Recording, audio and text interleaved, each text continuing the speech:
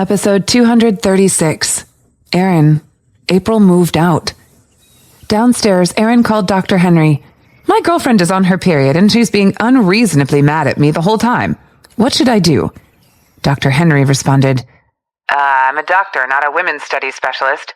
Did you do something that made her angry? No. Is she having a stomachache? Is she in a bad mood? Asked Dr. Henry. I only know that she's feeling uncomfortable. Also, her period started earlier than normal. Maybe she has endocrine dysfunction. I heard that women with endocrine dysfunction can be short-tempered and moody. That's possible, Erin nodded. How do you fix that? Give her a light diet. Make her exercise more. Don't pressure her and don't argue with her. Just tolerate her. Also, a high-quality sex life is necessary. A part of the cause might be a lacking sex life. Dr. Henry sighed. I've made you an appointment with Dr. Lisa, an expert in psychology. You should make time to see him. Why? I think I'm very healthy. Erin's face darkened. Yeah, you're healthy when you're with Miss April. But last time you didn't pass the examination that we did in the hospital. The doctor said that you're healthy in a physiological aspect, so it might be some psychological problem, said Dr. Henry. I think it has something to do with what happened between your parents. So what? I'll marry only April anyway. I won't do anything with any other women. It'll be good as long as my body responds to her, said Erin. Dr. Henry sighed. Have you ever thought about why you're with her? Is it because she's the only one who can cure you? Is it because she's the only one who can cure you? Or because you really like her? Even if you do like her now, you might stop liking her someday. And when that happens, you'll have to maintain your relationship with her because of this illness you're having. Why would I stop liking her? Erin was confused. I like her now and I'll always like her. Henry, you won't cheat on your wife in the future, will you? Should I talk to your wife? Henry was nearly driven crazy. That's not what I mean. I'm just thinking from your perspective. Erin sneered and said, Most men are awful nowadays. Goodbye. After saying that, he ended the call and then sat on the couch to think about what Henry had said about endocrine dysfunction. Lack of sex life? Hadn't they been having enough sex? Wasn't one time per day enough? Erin tried to figure something out.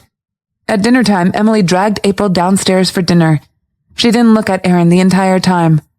Erin quickly finished his food, then cleared his throat and said to April, April, I've talked to Dr. Henry. He said that maybe you have endocrine dysfunction. You can think about doing some sports such as running. Also, I think we can increase the frequency of that thing from 1 time per night to twice. April gripped her chopsticks, wanting to smash her rice bowl on Erin's head. Couldn't 1 time per night satisfy him anymore? Did he need to do it twice per night now? She believed that Erin knew how tired she was, but refused to consider her feelings. She didn't understand how she had fallen for a man like that. As Erin prepared to continue talking, his phone began ringing. It was a call from David. What is it about? He said blandly.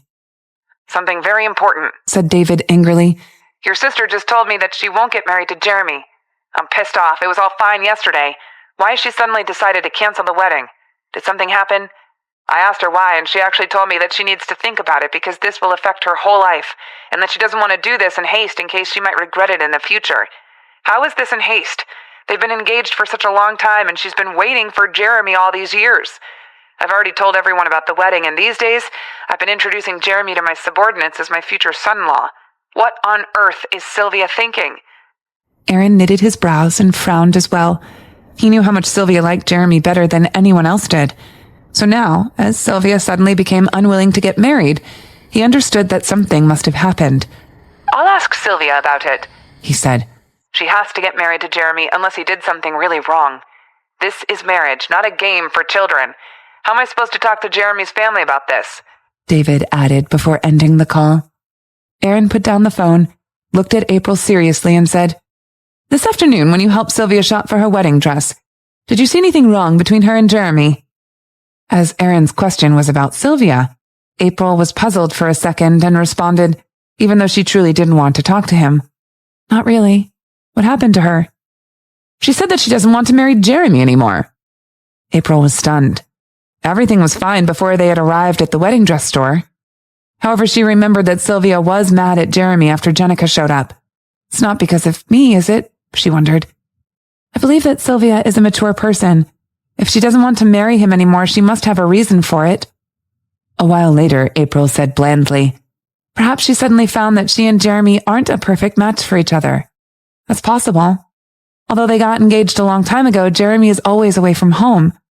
Maybe after spending some time together, she just found that he just isn't the right fit." "Anyhow, Jeremy is a good man," said Aaron.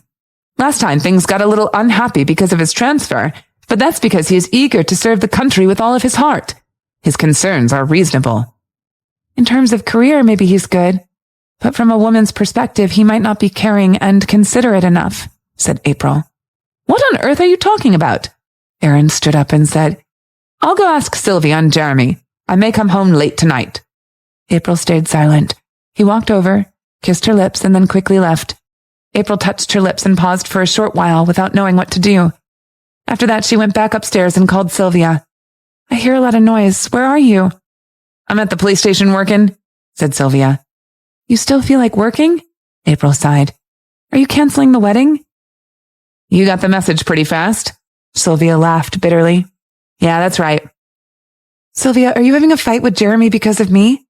Don't act on impulse just because of a quarrel. You love him so much. Give him a chance to make it right." Sylvia interrupted her and said with a very bitter voice, "It's not because of you. I just feel that he doesn't love me so much. Or maybe he doesn't love me at all.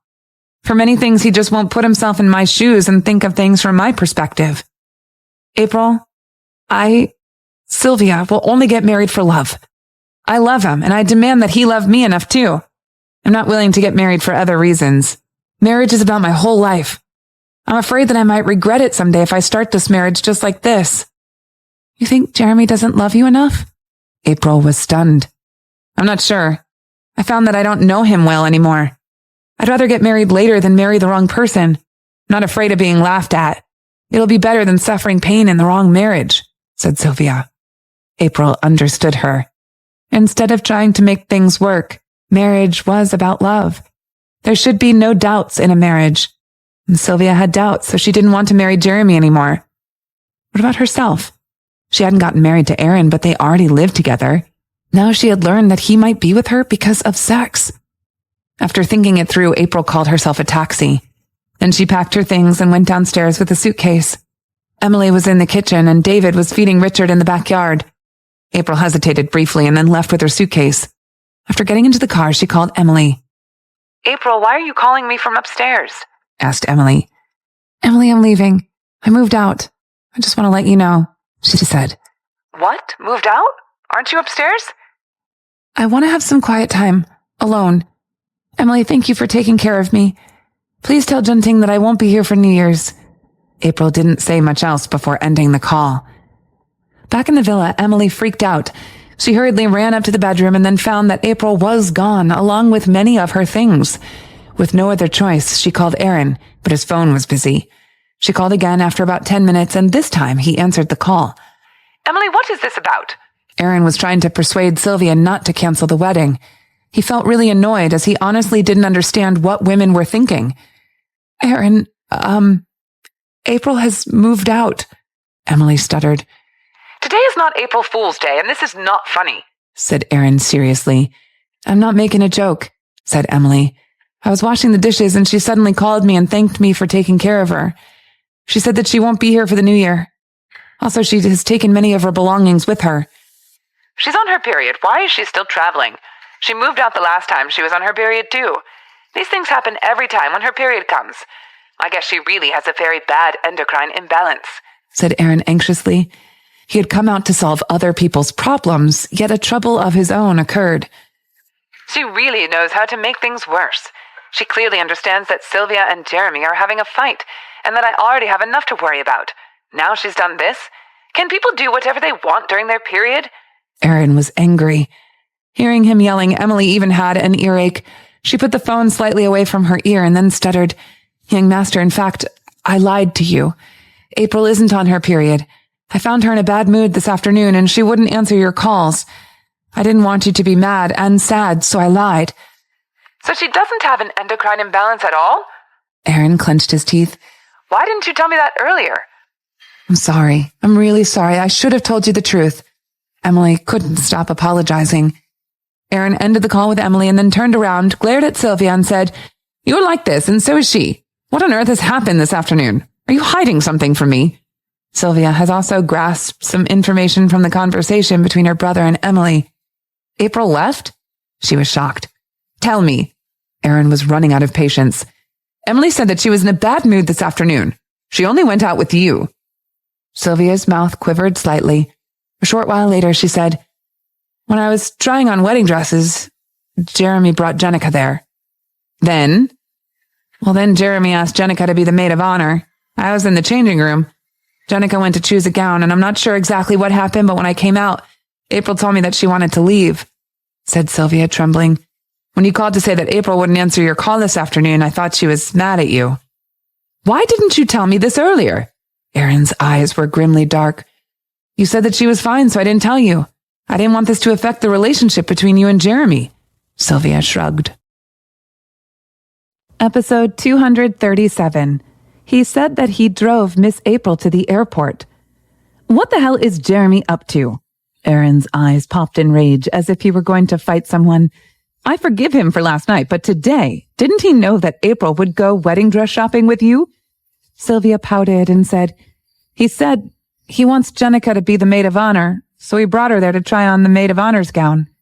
Erin immediately understood what had happened. So that's why you're fighting with him. Sylvia stayed silent. In fact, she felt that Jeremy valued his friendship with Jenica more than he did his relationship with her. She wasn't happy about that. That was a thoughtless decision to make. If Mum knew about this, she'd feel like she had a fishbone stuck in her throat. You're not getting married to him. I won't allow it, Erin said through clenched teeth. Sylvia didn't know what to say. Earlier, she had said so many words to explain herself, but her brother still forbade her from canceling the wedding. And now, because Jeremy had made Jenica and April see each other, her brother immediately forbade her from marrying Jeremy. Her brother was really bossy. Brother, isn't Jeremy like a brother to you?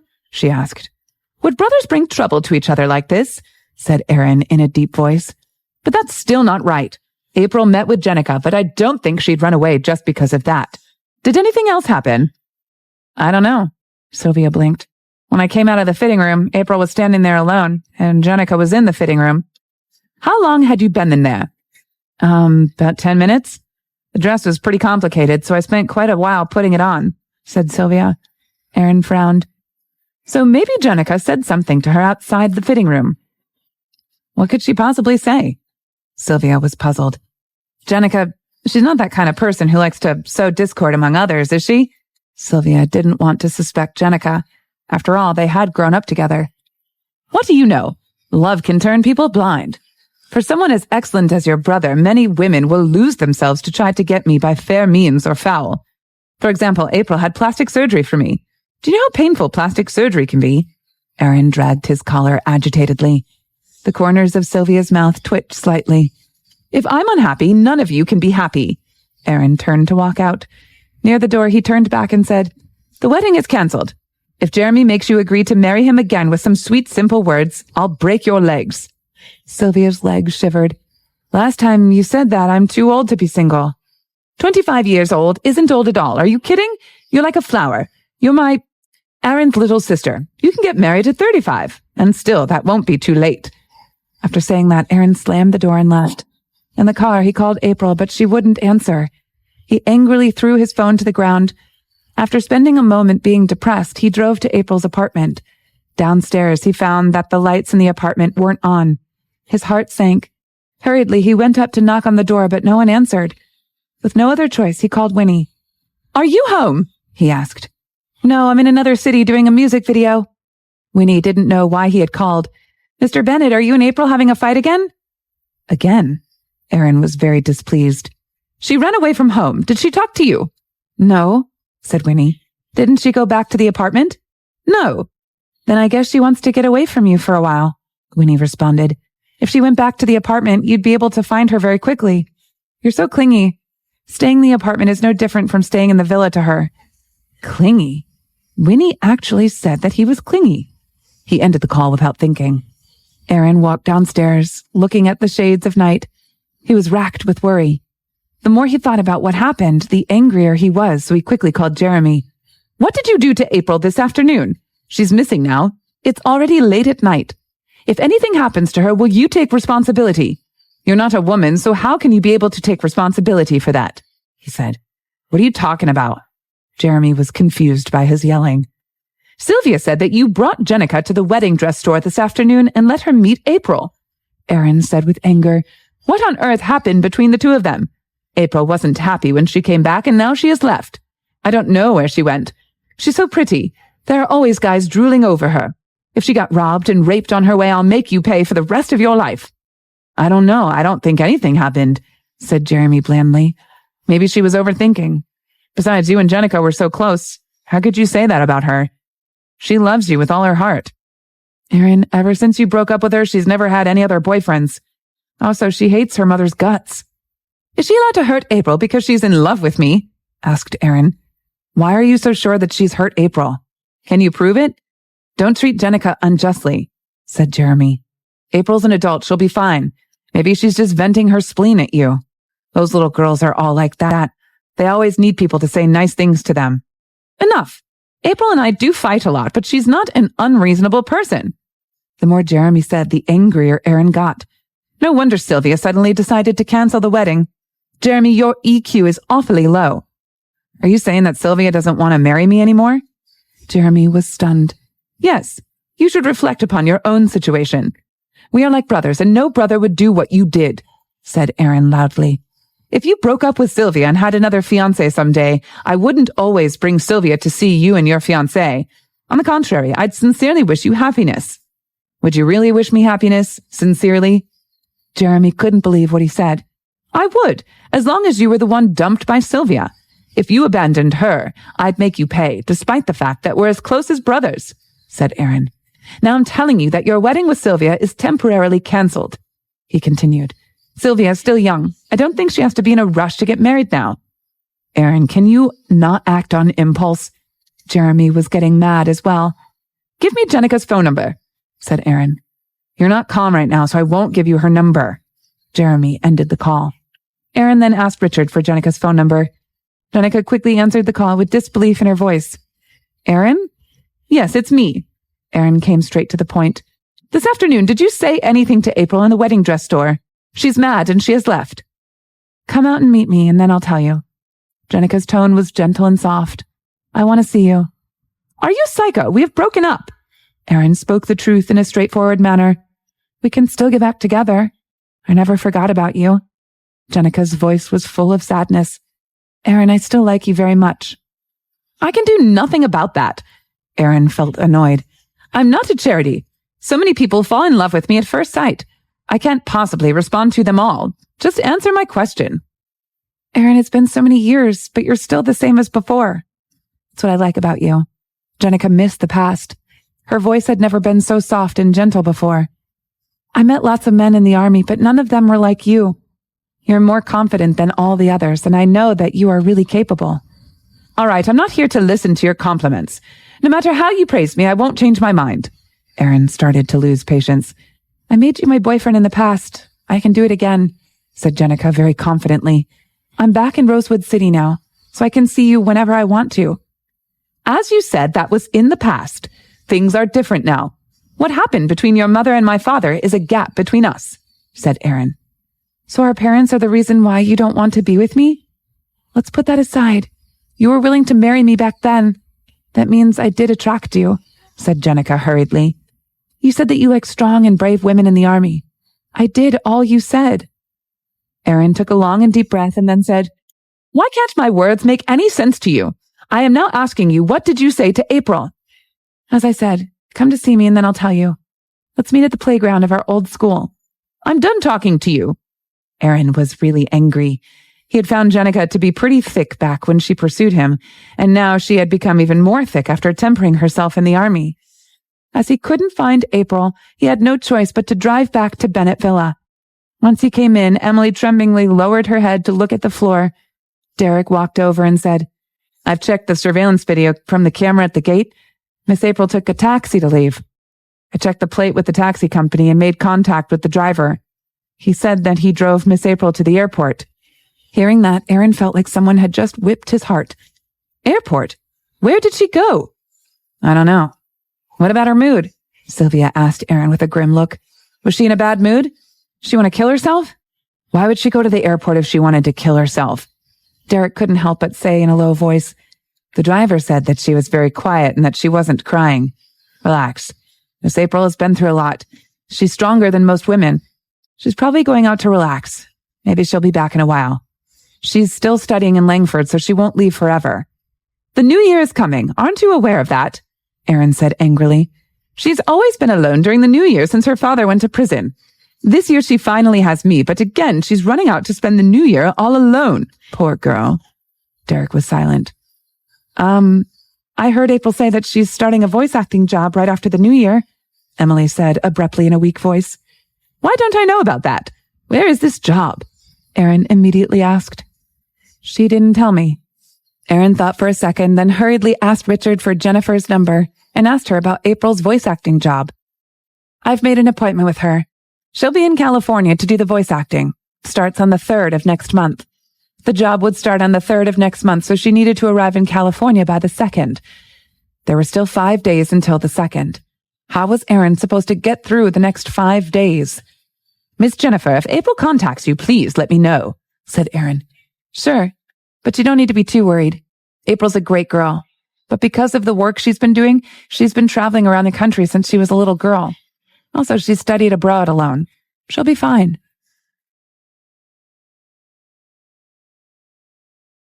Episode 238. I am a lovelorn man now. Would you like to fight? Back upstairs, Erin rummaged through the bedroom for April's belongings. When she had lived there, he had bought her many things. She left those things behind, but took what she had brought there in the first place. What did that mean? What on earth did Jenica say to her? The next day, he went downstairs with a pair of huge dark circles under his eyes. Emily was making breakfast. She also had dark circles under her eyes. When serving breakfast, she found Erin sitting in a chair in a daze. His face was unshaven and his hair was disheveled. Young master, did you stay up all night? Asked Emily. Yes. I thought about human traffickers, so I couldn't sleep, said a tired Erin. When I was in the army, I once encountered some cross-border human traffickers. Is there a chance that April might run into those people? Emily took out her phone and said, Relax. April messaged me this morning. She asked me to tell you that she's on vacation. She wants to go out of the city as she hasn't had any quiet time alone in a long while. She'll come back later to solve the problem of her relationship with you. Erin hurriedly took Emily's phone to read April's messages. A while later, he raised his head and asked, Solve the problem of her relationship with me? What does that mean? Is she breaking up with me? Emily didn't say anything. She could say, I guess so. Would she be fired if she said that? Erin asked another question. And what does she mean by having some quiet time alone? Did I never give her quietness? When did you ever give anyone quietness? Thought Emily. As Erin started typing on Emily's phone, Emily hurriedly said to him, April has told me not to let you use my WhatsApp to message her. When did she say that? I didn't see it. Erin scrolled the chat records. I deleted that message before showing you the record. I didn't want you to feel ashamed, said Emily helplessly. I didn't know that you had really done that. Last time when you messaged her with my WhatsApp account, she knew all along. Erin raised his head and asked, When did that happen? Why can't I remember any of it? No, it never happened, said Emily. Erin snorted, gave the phone back to Emily, then stood up and left. When driving the off-road vehicle out of the villa, Erin thought for a second, then turned around and headed to Jessica's place to ask about April's whereabouts. When he arrived, Jessica was straightforward with him. I wouldn't tell you even if I knew. April never visited me again after she left. You think I didn't know that it's because you wouldn't allow her to come see me? You deserve this. Do you think that you're allowed to bully April because her father is in prison? I didn't bully her and I didn't forbid her to come here. She doesn't want to visit you, Erin argued. Forget it. Ryan said that you're bossy, said Jessica. After making Erin leave in anger, Jessica immediately informed her son about what had happened. Here's your chance. April has left Erin. Just go and pursue her. Mom. You think I have no idea that you're into her? Said Jessica impatiently. You don't even know how to pursue a girl. Learn from Erin. He's shameless.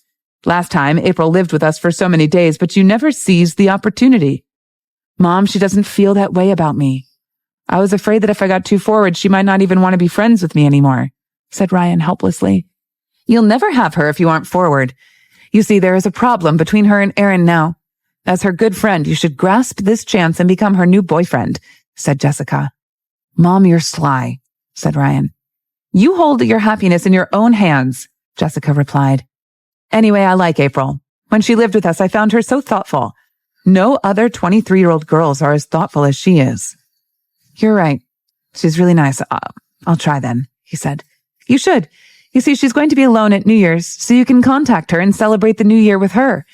You can give her a surprise or something like that. As a woman, she'll be touched, Jessica suggested. Mom, I'll be on TV at New Year's, said Ryan helplessly.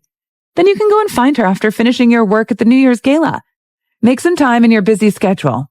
I'd be so touched that I'd even cry if I were her, said his mother. It makes sense. Ryan ended the call, then found April's number and called her.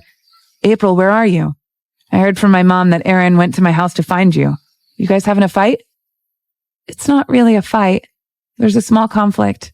I came out alone to relax, said April in a low voice. I flew to Harbin last night. I want to see the scenery here. Why did you go there? I've been spending this winter vacation in Rosewood City. It's not cold there, so I wanted to come to the north to see the snow. Since my dad went to prison, I haven't traveled so leisurely in a long time. Didn't you just go to Australia with Aaron? April sighed slightly. Australia had beautiful views indeed, but except for the first 2 days, she had almost spent the rest of the trip in bed with Aaron and had had no spare energy to enjoy the view. Do you plan to stay there for New Year's? Yeah. Then I'll fly to California for work on the 2nd of next month. Take care of yourself then, Ryan hurriedly said. It's freezing there, isn't it? Put on more clothes. Call me if you need anything. I have good friends who live there and they can look after you. It's not safe for a girl to travel alone. I'm worried about you. You're like my little sister now. Thank you, April smiled. Before New Year's Eve, she had finally sensed a trace of warmth. Without April, Aaron seemed to have lost his soul. Before attending his company's award party that night, he even got the buttons of his suit wrong. While driving to the hotel, Marvin said to Aaron in a deep voice, We're going to give the New Year's Best Employee Award to Sam Woods from the investment department with a bonus of $600,000. $600,000? Aaron sneered. Is your brain damaged? Why are you awarding an employee so much money? Marvin wanted to cry, but failed to shed any tears. You said that this year is special because you're no longer single, and that's all the bonuses would be doubled. It's special indeed. I had a girlfriend earlier this year, and now at the last 2 days of this year, I actually am about to become single again. Aaron glared at Marvin. I am so unhappy, but you're still thinking about the double bonus. Wake up. The bonus will remain the same as before. The corners of Marvin's mouth twitched. But I've released the news about the double bonus already, he said. The employees will feel miserable because you suddenly changed your mind. Is that right? You thought it would be full of delightful surprises, yet in the end it became nothing but disappointment, like what I'm feeling right now, said Aaron coldly. Marvin couldn't think of a word to say. At the awards party, employees' cries could be heard from every corner. Manager Freddie found Richard and said bitterly, Mr. Richard, didn't people say that our bonus would be doubled this year? I've happily promised my wife a trip to Europe for shopping this New Year. I've even booked the air tickets and hotel. Richard patted him on the shoulder with pity and said, You need to understand that Mr. Bennett's girlfriend's run away. Did God send Mr. Bennett's girlfriend to bring us pain? Manager Freddie was even going to cry. Next year I'll lead the whole staff to kneel before her and beg her not to leave. Richard didn't know what to say. When the party was about to end, Aaron got a call from Emily. Young master, come back soon, please. Your parents are fighting here. Aaron quickly headed back home. Caitlin's voice was heard once he drove into the backyard. Look at yourself in the mirror before judging anyone else, she said. David responded in an angry tone. That was years ago. I know that I was wrong. Can't you just let it go? You think I don't know that last month you had dinner with a man at the cupola? You two look quite close. Don't you forget that we haven't divorced yet. Speaking of which, we've been separated for so many years. When will you sign that divorce agreement? You'd better sign it as quickly as possible, or don't blame me for suing for divorce. Aaron walked in with big steps and said, All right, don't fight here. You're not young anymore. Aren't you too ashamed?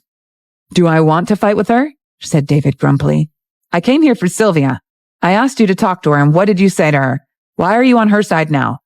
Your uncle and Aunt Jessica called me. They were anxious. Asked Jeremy about it, and he said that there's a misunderstanding between him and Sylvia. Caitlin looked at David in confusion. Aaron made an easy guess.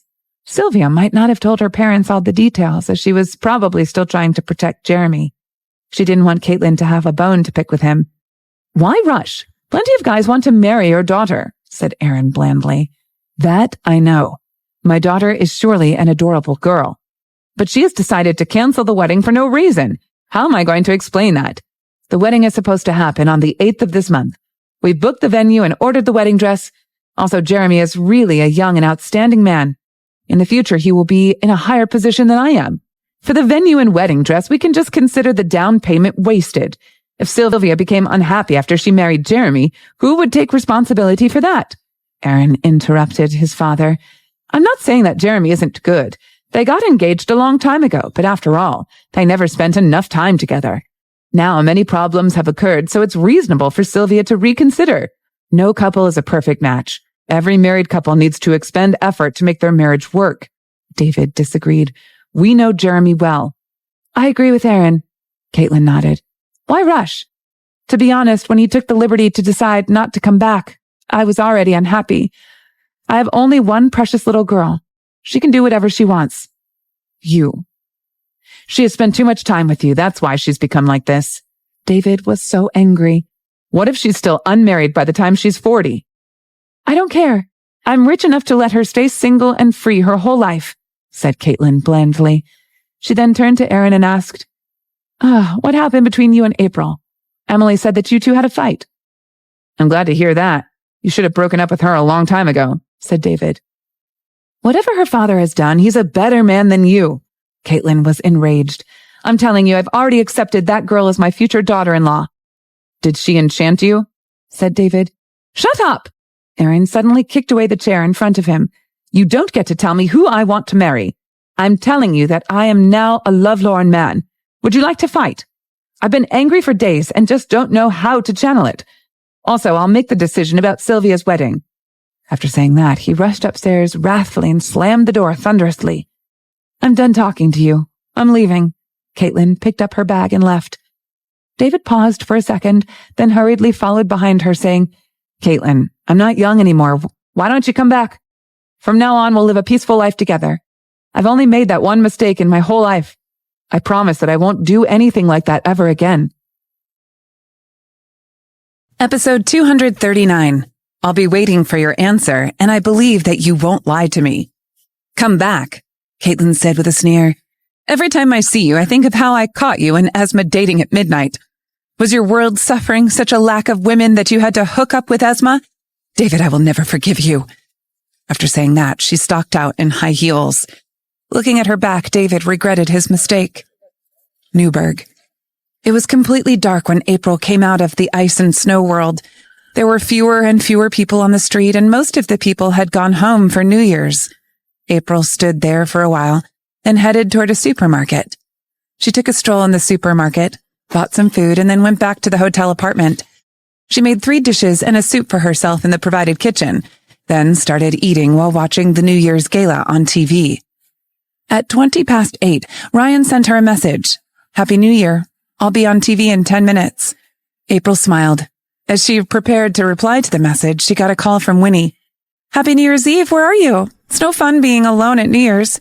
If I didn't have to sing 2 songs at the Rosewood City TV station for New Year's, I'd have gone to you and celebrated New Year's with you."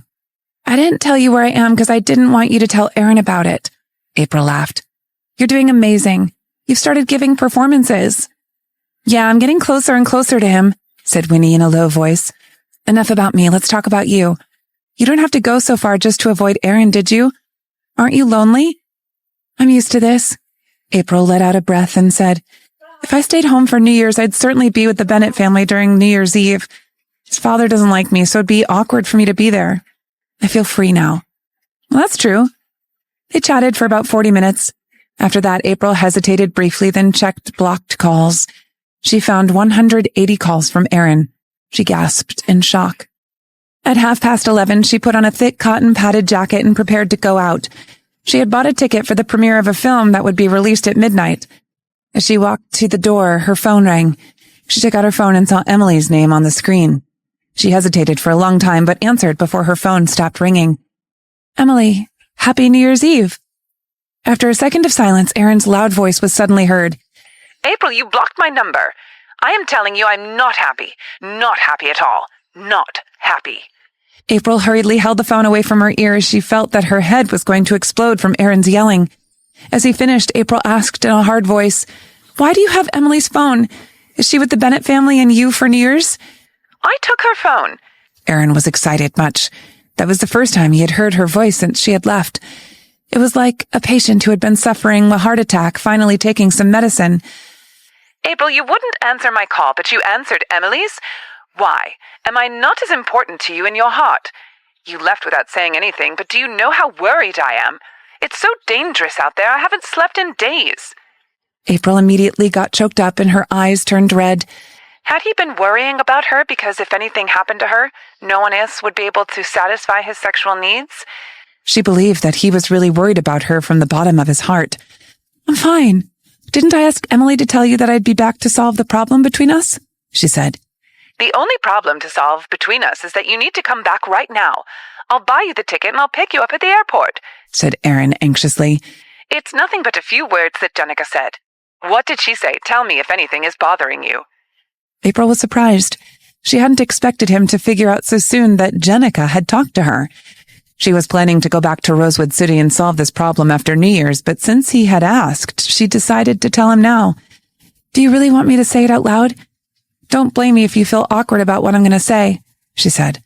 I'm a decent man. What is there to be awkward about? Aaron said. He thought for a second and realized that as a man there was only one thing that he never wanted to mention. However, that secret was well kept, so Jenica couldn't possibly have found out about it. "You had been having sexual dysfunction before you met me, right?" April asked in a gentle voice. "When you were in the army, that part of your body was injured during a mission." Aaron was stunned. At this very moment, he felt exactly the same as when the doctor had told him that that part of his body had a problem after he had been sent to the hospital for a checkup after his injury. He was overwhelmed with a complicated feeling that included embarrassment and helplessness. He took a long while to calm himself down and then started feeling upset. Is that why you left me? You dislike and despise me for that reason? April gave a bitter smile. How could she possibly dislike him for that? Even if he was really ill, she wouldn't care. What she cared about was if he truly loved her or not. As she stayed silent, Aaron panicked. He denied it automatically. Don't listen to Jenica. I broke up with her 7 or 8 years ago, so how could she possibly know all that? She's trying to tear us apart. April was disappointed. You're still ill, she continued.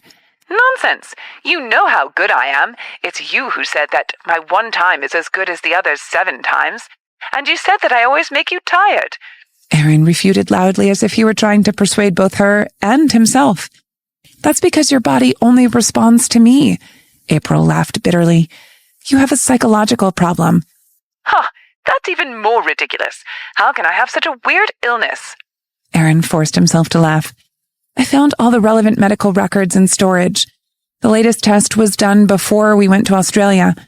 You still had doubts about your condition then, and the test results from the hospital said that you haven't healed. However, you can do it with me. Aaron, how long were you going to keep this a secret from me?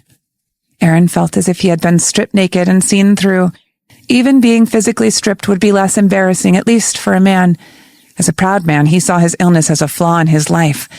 He hid those records in the deepest corner, yet she still found them. How had Jenica known about all this? Only his parents, Richard and Dr. Henry, knew about his illness. Even Sylvia and Derek didn't know. His parents couldn't possibly have told Jenica about it, and Dr. Henry didn't even know Jenica, so... Richard. Aaron, I think you should think about this carefully. Are you really in love with me?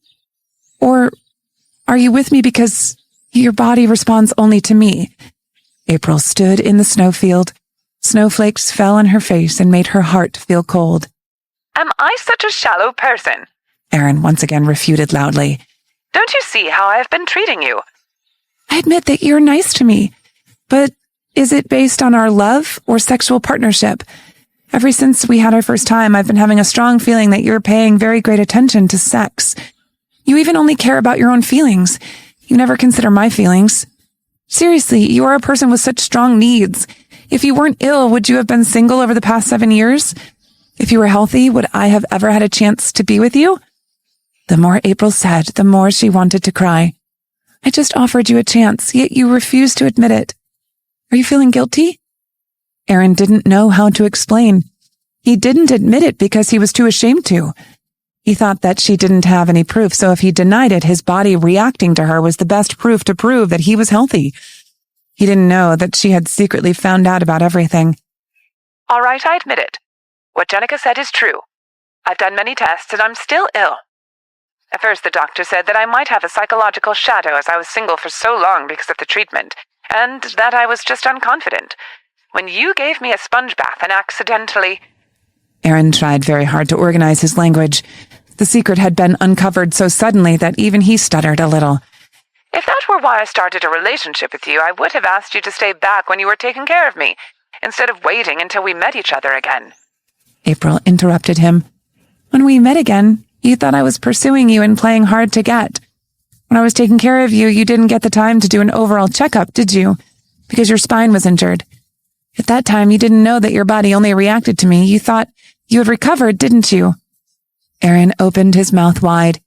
He didn't know what to say, as he had thought that way back then. His silence made April's heart sink. Aaron, did you propose to me because your body only responds to me? Or was that the main reason? If you're healed someday, will I still be the only one in your heart? Sylvia wanted to be the only one in Jeremy's heart and to marry him for love. April wanted the same thing. No matter how rich and capable and handsome Aaron was, she wouldn't want to be with him unless he loved her with all his heart. The more she loved him, the more she cared about whether he loved her back. April, am I such an irresponsible man in your eyes? Aaron said through clenched teeth. I know that you're a very responsible man. You proposed to me and you spent so much money on a ring. I made your company lose a giant sum of money, yet you didn't even frown over it. No one ever treated me as well as you did. But I'm afraid. I'm afraid that one day another woman will show up to heal your illness, and then I will no longer be the only person in your love life. April closed her eyes to erase that sobbing tone from her voice, then continued. Maybe even you don't know how you really feel. Aaron hurriedly said, Yes, I know. I can tell the difference. Then let me ask you a question. If your body didn't respond to me but did to another woman, would you still marry me? Asked April. Aaron was puzzled for a second and then said, That question isn't logical. April gripped her phone and said, Answer my question. Aaron didn't know how to answer. Maybe because he had never thought about it. He had lots of thoughts in his head now. See, you can't answer my question right away, said April gloomily. So I wanted to leave to let both of us calm down for a while. If I stay in my apartment in Rosewood City, you'll move there and you'll make peace between us. Aaron, we both need to think about our relationship. Calm down. Will we break up? Aaron asked fearfully. I'll be waiting for your answer, and I believe that you won't lie to me, said April in a gentle voice. Goodbye. Goodbye? At New Year's Eve, they even forgot to say Happy New Year to each other. April walked on the street with a heavy heart. Hearing the New Year's countdown from someone's TV, April walked into the movie theater. Her phone rang again, and this time it was Ryan. April, where are you? I just flew to Newburgh. Think we can hang out together? Said Ryan. April paused for a while in surprise and then said, Why are you suddenly here? Weren't you in Beijing just now? Yeah, I don't want to be alone at New Year's Eve, but the day after tomorrow I need to be in the Northeast for work. Have you forgotten about that? Flying back to Rosewood City will take too long, so I came to see you. What a coincidence you're here too. Ryan laughed. Are you going for a premiere at midnight? Lots of great films will be released on New Year's Day. I want to watch one too. Buy me a ticket, I'll be there soon. April remembered that Ryan had asked her to bring him a pair of Uggs earlier this year. She worried that Ryan was here especially for her because if he was, she wouldn't know what to do. All right, be quick then, but I won't wait for you. I'm going in now as the movie's starting, she said. All right, I'll be there in half an hour. Also, cover your face. Don't let people recognize you, April reminded him. I don't want to be in photographs as your rumored girlfriend. I don't have the guts to be your rumored boyfriend. At midnight, Ryan arrived at the theater. April went to the entrance to pick him up and saw a man wearing a gauze mask, wool hat, down coat, and scarf. He had truly covered his entire body, only leaving his eyes exposed. He was holding a stuffed penguin which looked charmingly naive. April didn't recognize him until he waved at her. Here's your New Year's gift. As April came closer, Ryan threw the stuffed penguin to her and said, Some fans gave me a pile of stuffed toys on the plane. I picked a cute one. Hearing that, April sighed with relief. She didn't want him to give her a stuffed toy, especially as a gift. She believed him because a star could indeed receive too many gifts. You're giving your present to me? If your fans knew about this, their hearts would break. I have so many stuffed toys, it'd be a waste to throw them away.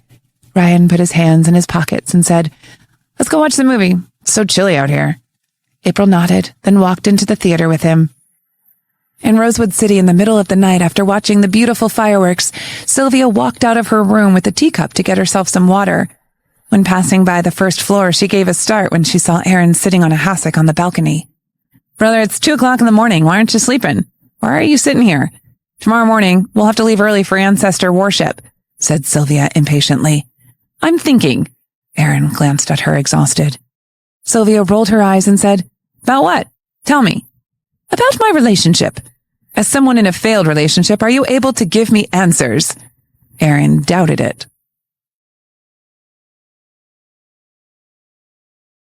Episode 240. April, you're impressive. Sylvia wanted to vomit blood. She was having insomnia because of what had happened between her and Jeremy, and her brother mentioned it with no mercy. Let's talk about it. Maybe we can find an answer. Yes. Aaron turned to look outside the window and said, I'm talking about sensations. Sylvia blushed instantly. I'm sorry, I don't know much about that. However, I heard from some people that most men put sex first, but women are different. Women put love first. Yes? Aaron frowned. Yeah. Sylvia stayed silent for a second, then continued. Think about our parents. They used to love each other, didn't they? Why do you think Dad cheated on Mom with Auntie Esma? Isn't it because he was with one woman for so long, so he got tired of her and lost the feeling of freshness? In fact, what a woman really cares about is if her man truly loves her or not. Women can be swayed by the considerations of gain and loss and lack of sense of security. I guess men don't think so much. Aaron was stunned. So what April cared about was if he loved her or not. Why'd you suddenly mention that? You've recovered, haven't you? Said Sylvia. Aaron felt embarrassed. You're not ill again, are ya? Sylvia asked in surprise. No, I don't know why, but my body only responds to April. My body is healthy, but I failed the test. Aaron coughed slightly without continuing. Sylvia opened her mouth wide in shock. Can that really happen? Aaron didn't know what to say. So why is it that April left? Sylvia figured it out. Does she think that you're with her for sex? Aaron still didn't respond. Are you? Sylvia asked. Why do women always ask questions like that? Said Aaron grumpily. Why wouldn't we? I'd have the same concern if I were her, said Sylvia. Aaron sighed. April said that I might not even know how I really feel. I'm confused indeed. Sylvia thought for a moment and asked, Why are you with April? Don't tell me that she pursued you or that she's pretty. If you told April that, she'd be so pissed off. Aaron responded, I'm not really sure. I felt happy when we were together. I think that she's nice and that our kids will be outstanding. Sylvia finally understood why April had left. Brother, if you love someone, you'll miss her when she's not with you. Your heart will ache when you're having a fight with her and when you watch her suffer. You're going to want to give her all of the best of the world. Sylvia sighed. All in all, if you love her, she'll constantly affect your feelings and she'll become the source of your happiness. Aaron blinked, nodded, and said, That's how I feel. She left and I feel like she's taken my heart away. Sylvia looked at her brother and suddenly felt jealous of April. If only Jeremy cared about her as much as her brother cared about April. Tell April that you love her. Tell her that even when your illness is gone, you'll still love her and that you'll never betray her, not with your heart nor your body. I think she'll come back to you, and I believe that that is also the answer she's been waiting for. Sylvia patted her brother on the shoulder. Aaron shivered, feeling enlightened. Will April despise me if I can't heal myself? Aaron gave a bitter smile. Sylvia now understood why her brother never wanted to do blind dates or start a relationship with any girl in the past few years. It was all because of his sexual dysfunction. That was also the reason why his family never put pressure on him. For men, such things could really hurt their pride. I don't think so. If the person I love loves me as deeply, and his body only responds to me but to no other women, I'd be very happy. Sylvia laughed. Yeah? Aaron thought for a moment, then abruptly stood up. Sylvia raised her head and asked, "What are you doing?" "I've gotten the answer. I'm going to sleep now." Erin smiled. "April is having these thoughts because she loves me so much and that she's lacking a sense of security." After saying that, he walked upstairs with confident strides. Looking at her brother, who had started to get arrogant again, Sylvia really regretted comforting him and enlightening him. That idiot who knew nothing about love deserved to be puzzled. Now she was the one who was puzzled. Why wasn't Jeremy glum about the possibility of losing her? At 7 a.m, Erin got up and drove straight to Richard's place. Mrs. Jones opened the door for him. After that, he went directly upstairs and threw back Richard's quilt. "What?" Richard was still sleepy. "What time is it? You came so early to wish me a happy new year. I know you want me to be touched, but it's too early. I haven't even woken up yet." Erin sneered, dragged him up from the bed and said, "Wish you a happy new year? In your dreams. Let me ask you something. Did you tell Jenica about my illness?" Richard rubbed his eyes and responded, "I didn't. Except for you guys, who else knows about it? You're my closest friends, so you know about my illness better than anyone. Even Sylvia didn't know what had happened to me after my physical injury was healed. But now Jenica knows, and for you, I can't think of anyone who might have told her about it." Erin narrowed his eyes and said, "Or did you tell Jeremy?" "I really didn't." Richard raised 3 fingers to signal he was swearing it was the truth. "We're brothers. Don't I know what privacy means? I didn't tell Jeremy either. I know that he's close with Jenica, but I'm not an idiot." "Who told her then?" Erin asked in a deep voice. "Not me." After saying that, Richard suddenly recalled that day when he had gotten really drunk. Instantly, he turned less confident. "I didn't say anything that day when Jenica drove me home after I got drunk at the Rodriguez family, did I?" Erin recalled that as well and got extremely angry. "Can't you control yourself when you're drunk? There are some things that you cannot tell just anybody." "I was too drunk that day. I was nearly unconscious." Richard's scalp grew numb under Erin's gaze. "Jenica really shouldn't have told April about that. How could she? She's ruining your happiness, isn't she?" "You finally get it. I was supposed to have a girlfriend to warm my bed this New Year's, but you've ruined it." Erin clenched his teeth. "After New Year's, you'll be responsible for the case in the Northwest, and you won't be allowed to come back." "No." Richard shivered and said, "That place is all desert with only a few roads. It'll require 2 months to develop that area. It's so cold now, my handsome face will be destroyed. I don't have a girlfriend yet. My mom says that she'll arrange blind dates for me during the New Year. I want a girlfriend. Go to the Northwest and find a girlfriend. How happy will that be?" Erin laughed coldly, then turned and stalked out. Richard lowered his head to look at himself and stuttered, as he was only wearing a pair of shorts.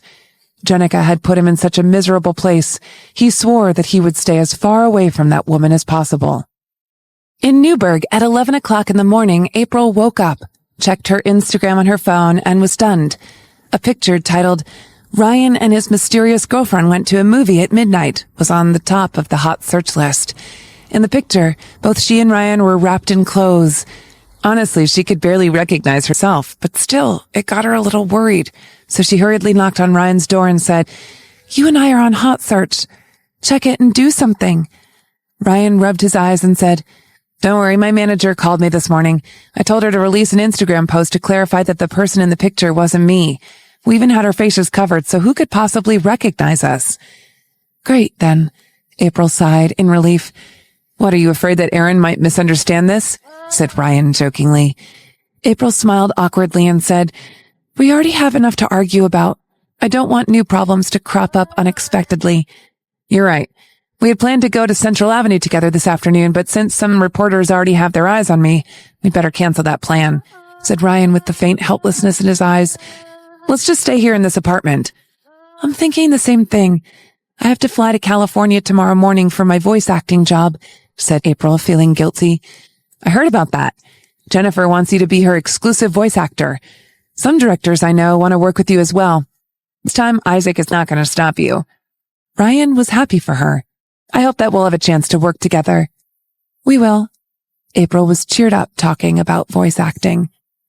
At night, Aaron went to California by air. Jennifer had told him where April would be staying. He'd been down for days, but knowing that he would see April tomorrow, he was now thrilled. He planned to tell her clearly that he loved her and that he would only sleep with her, not any other woman.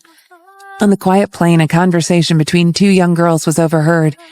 I heard that Ryan has a girlfriend. Yesterday they went to a New Year's premiere together. Aaron's attention was instantly attracted when he heard Ryan's name. That's fake news. Ryan's studios clarified it, said another girl. Ryan was in Beijing for the New Year gala last night. How could he suddenly go to Newburgh for New Year's Eve?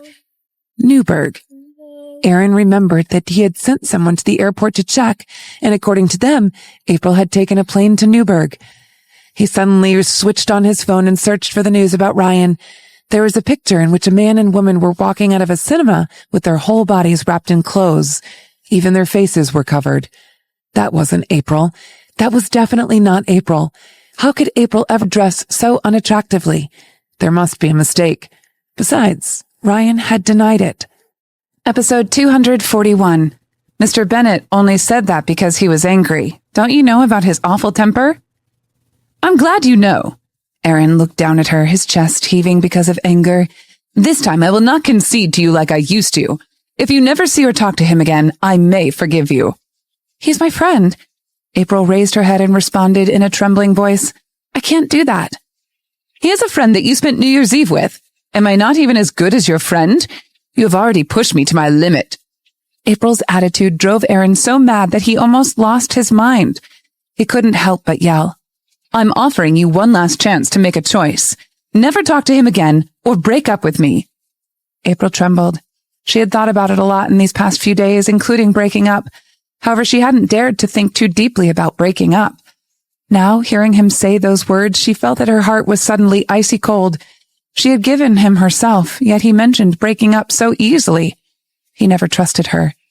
As she stayed silent, Aaron grabbed her arm and shook it angrily. Give me an answer. I can't do what you ask, said April in a sad voice. You didn't hesitate. Aaron's eyes dimmed. Anger surged in his chest and even threatened to burn him up. He let go of her and said through clenched teeth, This time I will not compromise. My tolerance of you is limited. After saying that, he turned, put on his shoes, picked up his shirt, and stormed out of the room. April felt so tired she didn't follow him. She stayed in a daze for a while, then slowly walked into the room. Seeing his clothes on the bed, she was stunned. The winter in California was so cold, but he ran out in only a shirt. She hurriedly picked up his clothes and went out to chase him. In the lobby, she saw him preparing to get into a taxi. Aaron, she called his name. Aaron paused, quickly turning around. Watching her run up to him and gasp for air, he raised his chin slightly and said, What? Do you regret it? Have you realized that you were wrong? Are you sure that you won't see or talk to him again? April took a deep breath, then handed him the clothes and said in a hollow voice, I'm just bringing you your clothes. Taking the clothes, Aaron burst out in laughter with the fire of anger burning in his eyes. April, do you think that I have to be with you? You're wrong. Plenty of women like me. I can replace you anytime I want to.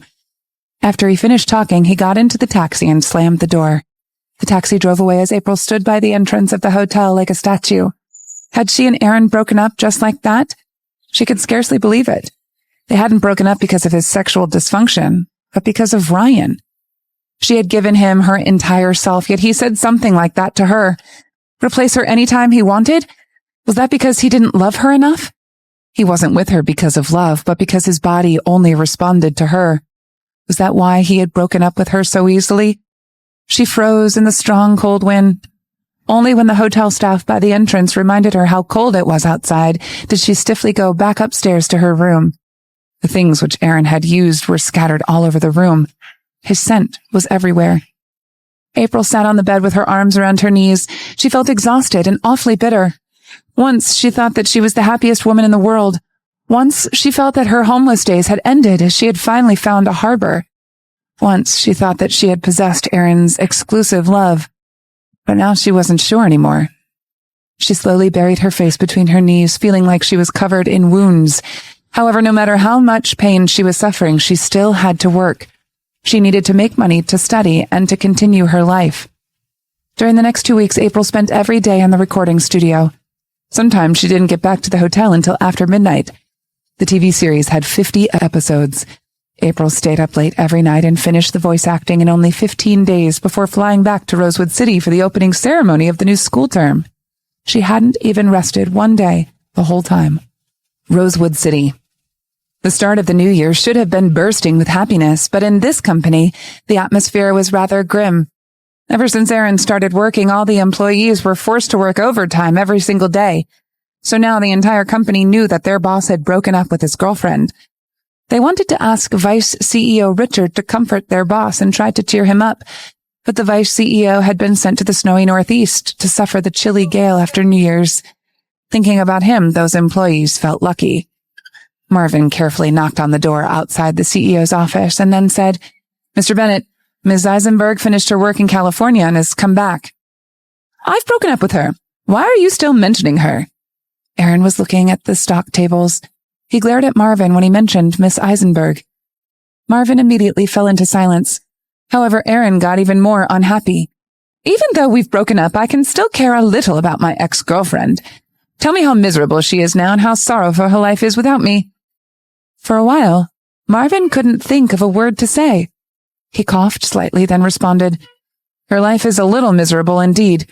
During the past 2 weeks, Ms. Eisenberg almost never left the recording studio. She only slept about 5 hours per day." Erin crossed his arms and stayed silent. Marvin hurriedly added, "I'm sure that she worked hard to ease the pain of breaking up with you." "She deserves it. She left me at home and spent New Year's with another guy.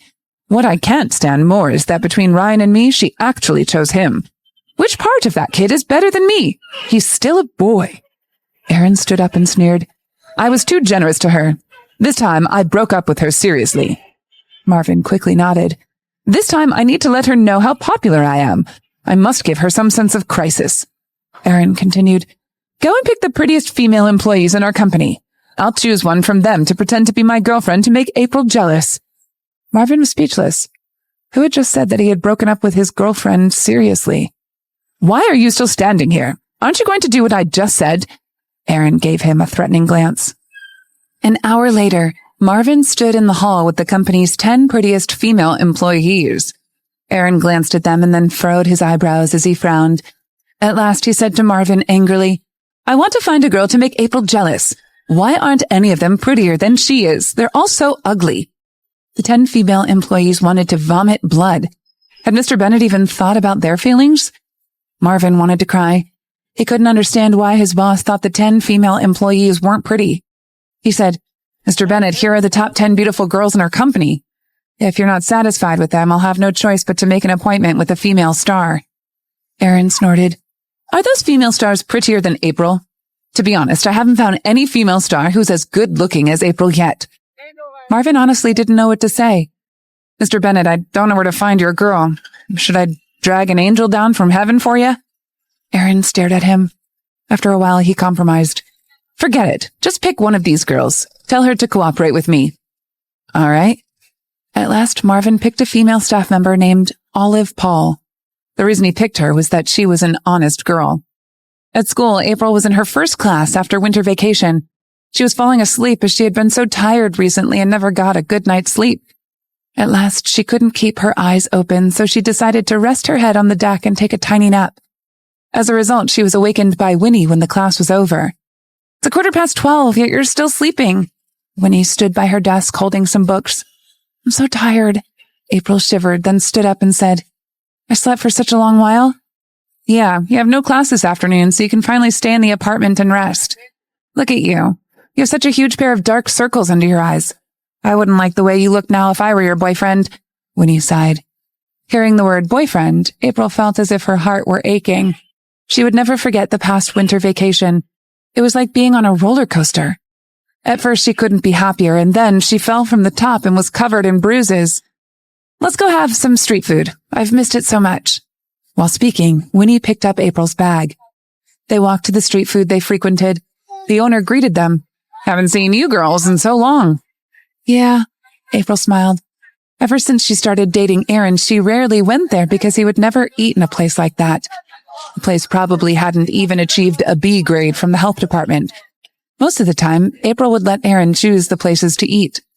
She thought carefully, then realized that she and Aaron ate at home for most of their dates. They rarely went out shopping, eating, or even for movies.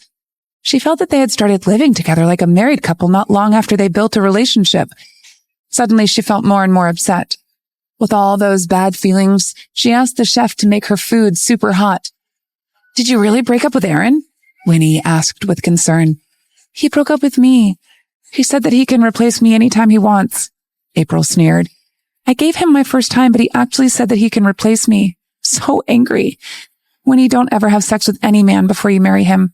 He won't cherish you." "Aaron only said that because he was angry. Don't you know about his awful temper?" Winnie comforted her. "All couples are like this. People say all kinds of hurtful words when they're fighting." "No, maybe he just doesn't love me enough."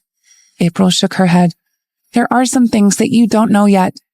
His ex-girlfriend is back and maybe I'm only a tool to fulfill his sexual needs," she thought.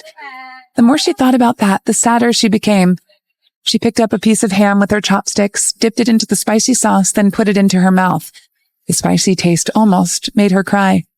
"Don't say that," said Winnie. "In fact, I think you did wrong too. You see, my boyfriend and I can't see each other during the New Year, so every New Year's I always cared a lot about who he was with. I wondered if he was with a boy or a girl. If it was a girl, I'd be so unhappy that I'd even cry. I'd be jealous. For other times I can understand, but for New Year's and Valentine's Day, I always have strange thoughts. We all want to spend those special days with the people whom we love the most." April frowned. "But Ryan and I are just good friends. If he wants something else from me, things could have happened when I lived at his place. Why would he wait till now?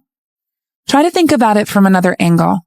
If Mr. Bennett spent New Year's Eve with a good female friend of his, would you be very mad?" Winnie raised her brows and asked, "Also, what if he kept a present from that female friend?" April paused briefly, then fell into silence. Episode 242. Aaron, how are you feeling? "You see, anyone would feel uncomfortable about it. Aaron is just easier to make jealous," said Winnie. April responded while poking the ham on her plate with her fork. "But it's really a coincidence. I didn't mean to spend New Year's with Brian at first. He was there shooting a movie and I was there traveling. He said that he was alone. Also, he's my godmother's son. I can't stop being friends with him. That's impossible. He helped me at the most critical moment of my life. I can't just forget about that. Not to mention the fact that the cause of Aaron's illness wasn't clear yet." "You're right, though," Winnie nodded. She didn't know how to solve the problem either. At that moment, a girl who sat near them exclaimed in a low voice, "Wow, he's so handsome." April didn't even bother to raise her head. Only after she saw Winnie's eyes pop in shock did she turn to the door to see who was there. That man was none other than Aaron, whom she hadn't seen in half a month. He was wearing a long gray coat. His hair was short and neatly cut, and his face looked chiseled. The petite girl was following behind him wearing a pink coat. She had a small and delicate face, and she looked gentle and warm. Aaron's hand was on her shoulder. They looked pretty close. That scene somehow hammered April's heart violently and even made her feel like she was suffocating. Where was that woman from? She wasn't even Jenica. "Calm down." Under the table, Winnie gave April a heavy kick, saying in a low voice, "He's clearly trying to make you jealous. When did you ever see Mr. Bennett come to this kind of restaurant?" April paused for a second. Winnie was right. Aaron wouldn't even step into a restaurant with a hygiene grade of B, not to mention this kind of C-grade place. But perhaps that woman wants to come here, April thought. He wouldn't come to this kind of place with her, but that didn't mean that he wouldn't do it for another woman. She turned her eyes away and lowered her head to drink her milk tea. Aaron glanced around the place and frowned slightly. When he finally spotted April and Winnie, he brought over the woman next to him and greeted April. "Miss Eisenberg, long time no see." April suddenly spits the milk tea onto Aaron's coat. Aaron was frozen. "I'm sorry, Mr. Bennett." April was so shocked when he called her Miss Eisenberg that she even spit out the milk tea in her mouth, realizing what just happened. She hurriedly apologized.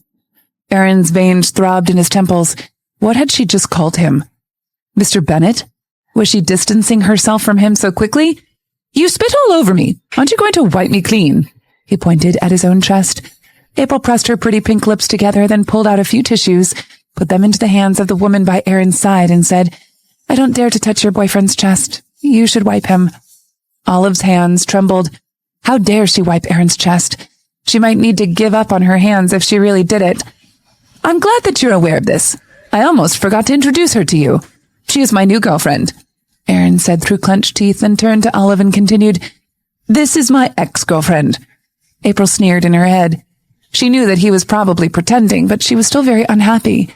She wanted so badly to pour her molotang on his face. When he coughed, then joined the conversation. "Aaron, I didn't know that you'd come in to eat in a place like this." Aaron stayed silent and only turned to Olive. The latter shuddered nervously. "I want to eat, so we came here." Aaron frowned again. This female employee wasn't good at pretending at all. "Sit down." Aaron wiped a chair with tissues, then pressed Olive onto it. Watching his movements, April felt as if her internal organs were burning. He never wiped her chair. Winnie patted her on the lap under the table and signaled for her to calm down. April took a few deep breaths in a row and then said, "Mr. Bennett, your girlfriend is pretty. May I ask her name?" Aaron couldn't answer that question. What was her name? He really didn't know her name. He turned to the lady and said, "Introduce yourself." "My name is Olive Paul," the girl said. "That's a very good name." April gave a fake smile. "It has to be," said Aaron to Olive gently. "Eat whatever you want. Isn't this your favorite?" Olive wanted to cry. She couldn't handle any spicy food. However, as her boss had given the order, she had no other choice but to force herself to eat that food. She had 2 bites, and then tears gushed out of her eye sockets. April was jealous of her at first, but seeing her tears, she suddenly started feeling sorry for her. Nevertheless, Aaron didn't notice that at all, but kept putting more food on her plate. "Here, have some more. Eat whatever you want. These are all your favorite," he said. Olive raised her face to show Aaron her tearful eyes, but he didn't even look at her. Instead, he fixed his eyes on April, who sat in front of him. Olive didn't understand why she was so unlucky that she had to pretend to be Mr. Bennett's girlfriend. "Mr. Bennett, you try it too," she said. "All right, feed me." Aaron raised his chin toward her. Trembling, Olive put the food into his mouth with a pair of clean chopsticks. April watched coldly. After Aaron started chewing, she said, "Mr. Bennett, I can't believe that you're actually eating in a place like this. They only have a C grade for hygiene. I'm afraid you have no idea that they'll never wash their vegetables, and their ham is the cheapest kind, about 30 cents a piece. I think it's made from sick pigs or even rats. Also, I heard that the meatball you just ate is the same as eating a condom. Do you get it? The bowl that you're using isn't sterilized. It's not even clean. As for disposable chopsticks, I think you're aware that they're all recycled. They collect used chopsticks, wash them with water, and then resell them." The more she said, the darker Aaron's face became. At last, he bent over and spat that meatball out. After that, he glared at April coldly and said, "April, how can you eat in such a dirty place? Aren't you afraid that this food might give you infertility?" "What's that to you? I'm your ex-girlfriend. If you're going to have kids, I won't be their mother." April sneered. "Also, call me Miss Eisenberg. After all, we have nothing to do with each other anymore." Lips trembled slightly. He wanted to argue with her, but didn't know how, so he said, "We surely have something to do with each other. You're my ex-girlfriend, so we can get back together. According to experts' research, 90% of couples get back together after they break up. If we get back together someday, you have infertility will be troublesome for me." April had never seen such a shameless man. He had dumped her, and now he talked about getting back together. Winnie couldn't help but remind him, "Aaron, your girlfriend is sitting right there. Isn't it inappropriate for you to say that?" It's okay, said Olive with tearful eyes.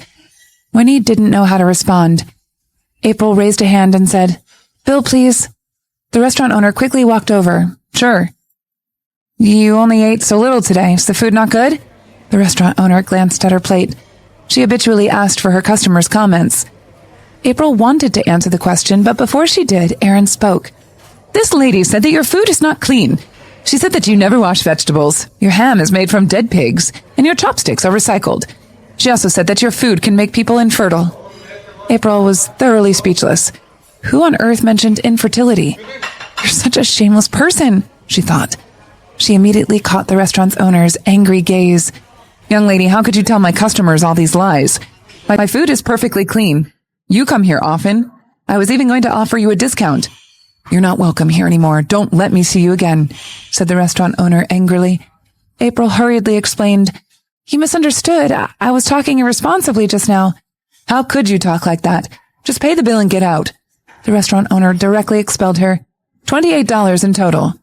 Aaron was shocked. "I didn't know food could be so cheap." April didn't want to say another word to him. She quickly took out her money, paid the bill, then dragged Winnie out of the restaurant. Her appetite today hadn't been good to begin with. After she saw and talked to Aaron, it got even worse. Now she only wanted to go back to her apartment. Less than 3 minutes after she left the Malatang place, a Benz quickly caught up with her and Winnie.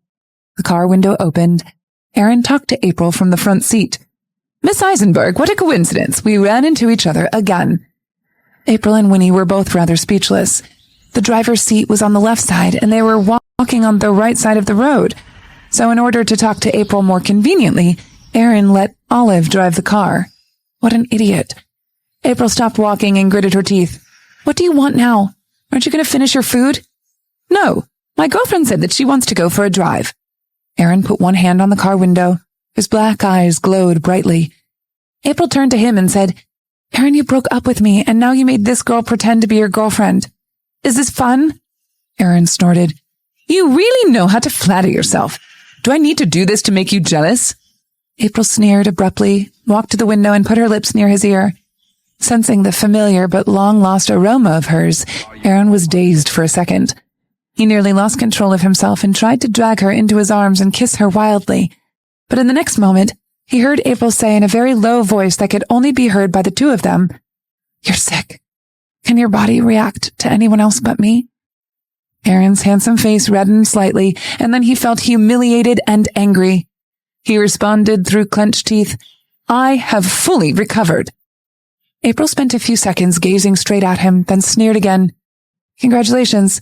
I hope your love lasts 100 years and that you have babies soon. I was only a tool to fulfill your sexual needs anyway." After saying that, she turned and left. "April, stop!" Aaron opened the door to chase her, but suddenly the car moved. He had one foot out of the car and the other one inside. As a result, he was dragged on the ground for a few seconds, then bumped against the car door and flew backward. "Ah!" Winnie burst out screaming.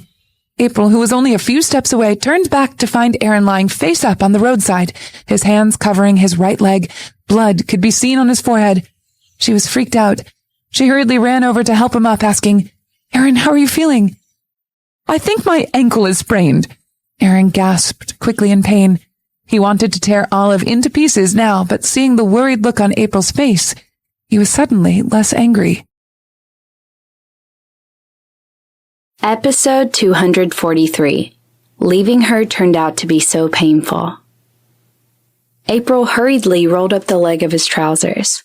Seeing the large wound on his leg, she gasped in shock. The off-road vehicle stopped moving. The pale-faced Olive got out, saying, I'm sorry, Mr. Bennett. I thought you were going to chase Miss Eisenberg, so I started the car. You told me to drive the car and follow her closely." Aaron really wanted to kill her. He didn't understand why Marvin had picked such a silly woman to pretend to be his girlfriend. "If you drove faster, I'd be under the wheels and dead," he yelled. After yelling, he found that his leg hurt even worse, so he hurriedly grabbed April's arm.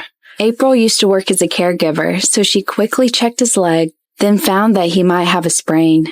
Winnie glanced at the people who had started gathering around them to see what was happening and said, "Let's just get him to the hospital." "Yeah."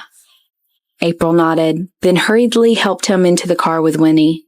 There was no time for her to think about anything else. This time, no one dared to let Olive drive.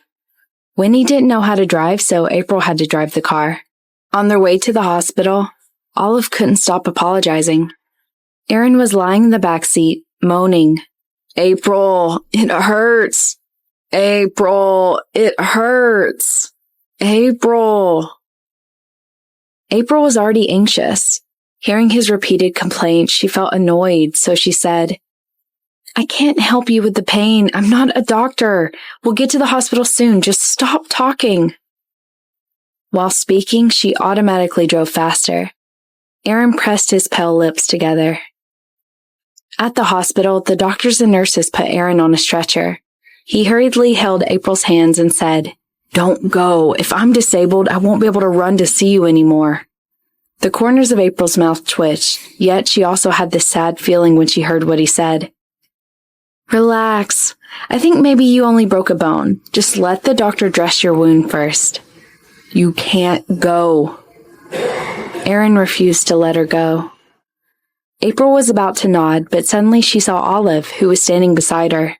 So she couldn't help but say, Mr. Bennett, I'm your ex-girlfriend. Your girlfriend is right here.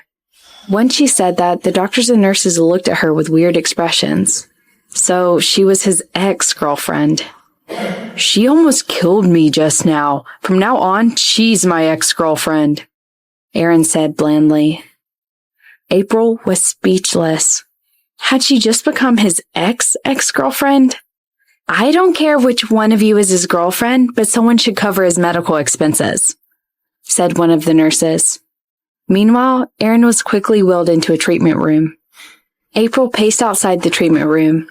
She had touched his ankle just now and had felt that he had a sprain, but she wasn't sure, as she wasn't a doctor after all. Maybe he had worse injuries, and those would require detailed exams to diagnose. A while later, she turned her eyes to Olive. Olive hurriedly stood up and stuttered. Miss Eisenberg, I am already fired. Fired?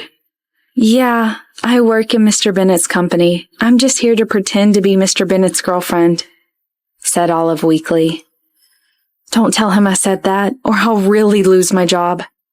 April had guessed that long ago, but now she felt different hearing her say it out loud. She couldn't tell if she was more happy or more sad. In fact, all the female staff members in our company are very jealous of you, said Olive. Everyone knows that Mr. Bennett founded a chain noodle restaurant for you. Noodle restaurant? Winnie was confused.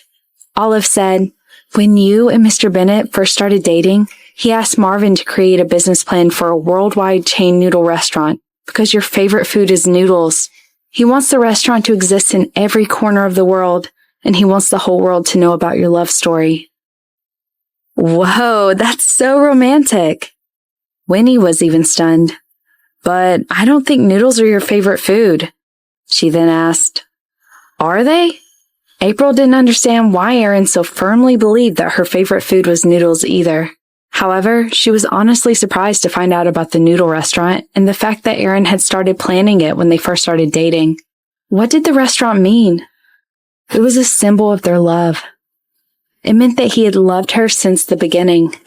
He wasn't with her because his body only responded to her. If that was the case, he would have no reason to found a chain noodle restaurant. She remembered that their first date had happened in a noodle restaurant. He had probably brought her there because he thought she liked noodles, not because he didn't know what romance meant. April suddenly suffered a sharp heartache. She remembered that night he had brought her a bowl of noodles, but she had thrown it on the floor. He was so upset, but he stayed silent without losing his temper. You should have seen them. The April Bennett noodle restaurants. 4 out of 5 of them have already opened in Rosewood City, said Olive. April paused in surprise. Is one of them near our school? Yeah. Winnie nodded. It's well decorated. I think it opened just recently. April Bennett Noodle Restaurant. That is the name. April, Bennett, both your names are in it. It's so sweet. April, Mr. Bennett. It's so nice to meet you. Yet you fought with him and doubted whether he loves you or not. Even I want to criticize you. If this is not love, what is? I didn't know about the restaurants at all. April shook her head confusedly. She had passed by that restaurant many times, but why hadn't she ever wondered if it was built for her? If she had known, she wouldn't have questioned her relationship with Aaron. Ever since they started having sex, he never stopped asking for more and even neglected her feelings. That was why she had started to believe Jenica. I think he wanted to surprise you, Olive begged. Miss Eisenberg, please get back together with Mr. Bennett. It's about all Splingo employees' lifetime happiness and well-being. April looked at her confused. Olive continued pitifully. Before the new year, Mr. Bennett was going to double all our bonuses at the awards party because he was no longer single, and that made him so happy. The entire company was thrilled when we heard that news. But in the end, you had a fight with him and our extra bonus money was gone. It was like falling from clouds. It was really awful. Mr. Bennett said that was exactly how he felt. So he wanted all of us to feel it too. April burst out in laughter. That really sounded like something he would do. It was awful. Thank you, Olive. April was seriously grateful. If you hadn't told me about all this, I might never have known the truth. It's okay. Please put some good words in for me. Don't let Mr. Bennett fire me. Olive gave a bitter smile. All right, April nodded. Soon after, Aaron was wheeled out. He laid on the bed on his stomach, half of his trouser leg was cut off, and his leg was wrapped in bandages. His shirt had been taken off as well, and there was a large amount of thick gauze on his back. His back. April bit her lip. She only noticed the wounds on his leg, but didn't think that his back was injured as well. April, it really hurts so much. Aaron raised his pale face weakly from the hospital bed. In fact, those injuries were nothing to someone like him who used to serve in special forces. However, he just wanted to pretend to suffer when he saw the sorrowful look on April's face. He had never pretended to be suffering great pain before, so he only came up with the words, "It hurts," even though he had been trying to think of more. He had no relevant experience. However, it worked pretty well. Every time he said, "It hurts," April felt her heart twitch in pain. "The wounds will scab up and heal gradually."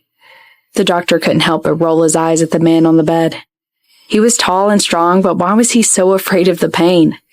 The wound on his back didn't need any bandage, yet he had asked for one and was willing to pay extra money for the bandage. "Who's the patient's family member? Go and pay the medical fees.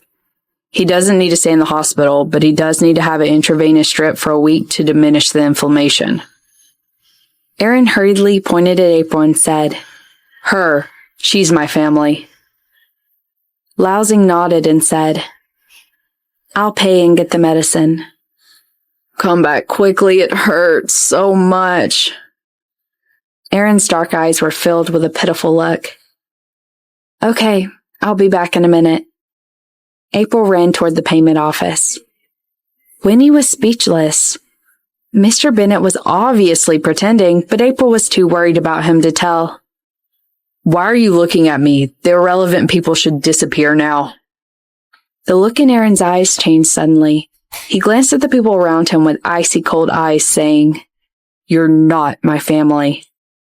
Winnie didn't know what to say. She believed she understood April's feelings now. Sometimes she wanted to beat Aaron up. Winnie grabbed Olive and said, "Mr. Bennett, we're leaving then." April made the payment, then picked up the medicine, sent it to the registry of the infusion room, and then came back to the ward.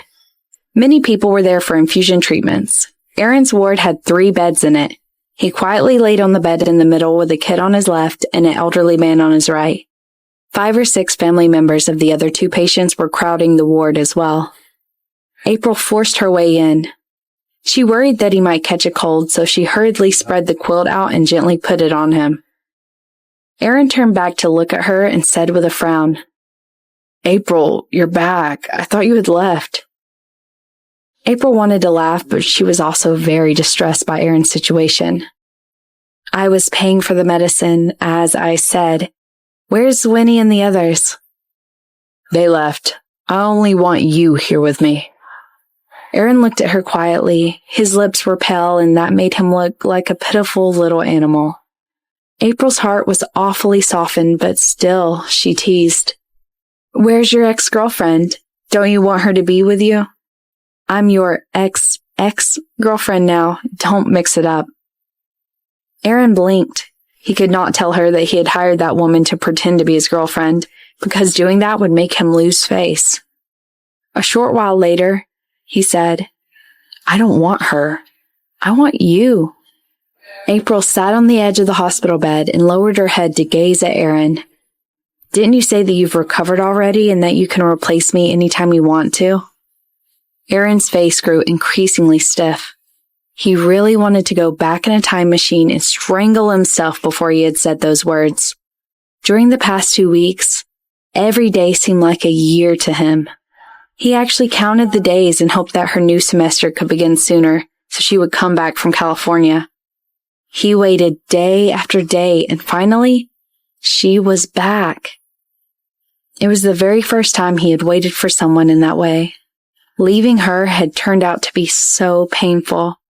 He wanted to see her every moment.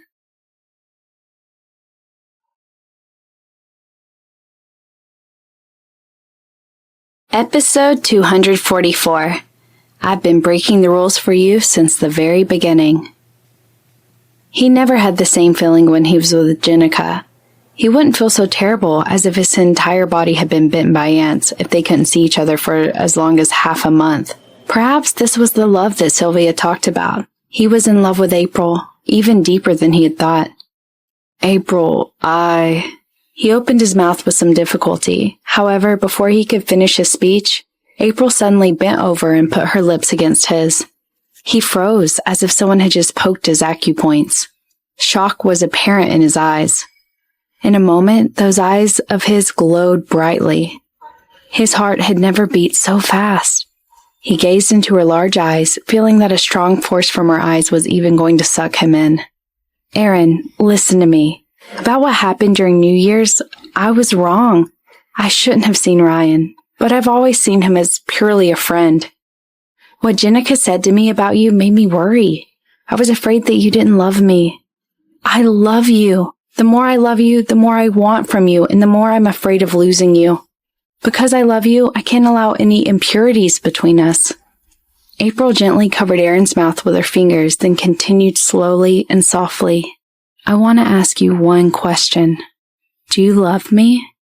Not because of sex, nor because you think that I pursued you first. Aaron's eyes instantly widened. His body started shivering because he was so excited. April just said that she loved him. It was the first time she had said so. He was wild with joy now. So this is what true love tasted like. It was even more impressive and beautiful than the moment their bodies had merged into one. At the time, he suddenly felt that Ryan and the past New Year's Eve meant nothing at all. He pulled her hand away from his mouth, then nodded eagerly and said, April, I wanted to tell you that I love you when I was in California. You asked me a question at New Year's Eve. I can tell you that if my body didn't react to you, I wouldn't be with you. Because I don't want you to feel shame about your sex life because I'm not healthy. I wouldn't be with any other woman either, because I only want to be with you. April nodded and blinked her misty eyes. That was what she had wanted to hear the whole time. If they hadn't fought in California, and if that misunderstanding hadn't happened, they would have gotten back together long ago. I never wanted to replace you. I would replace myself before I replaced you. The more he talked, the more excited he got. At last, he turned over and pulled April straight into his arms. Aaron!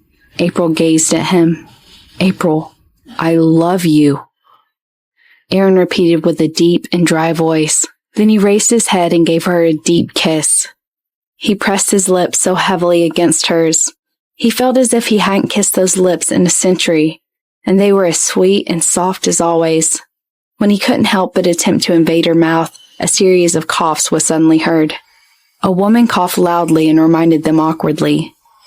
Young people, will you mind your behavior?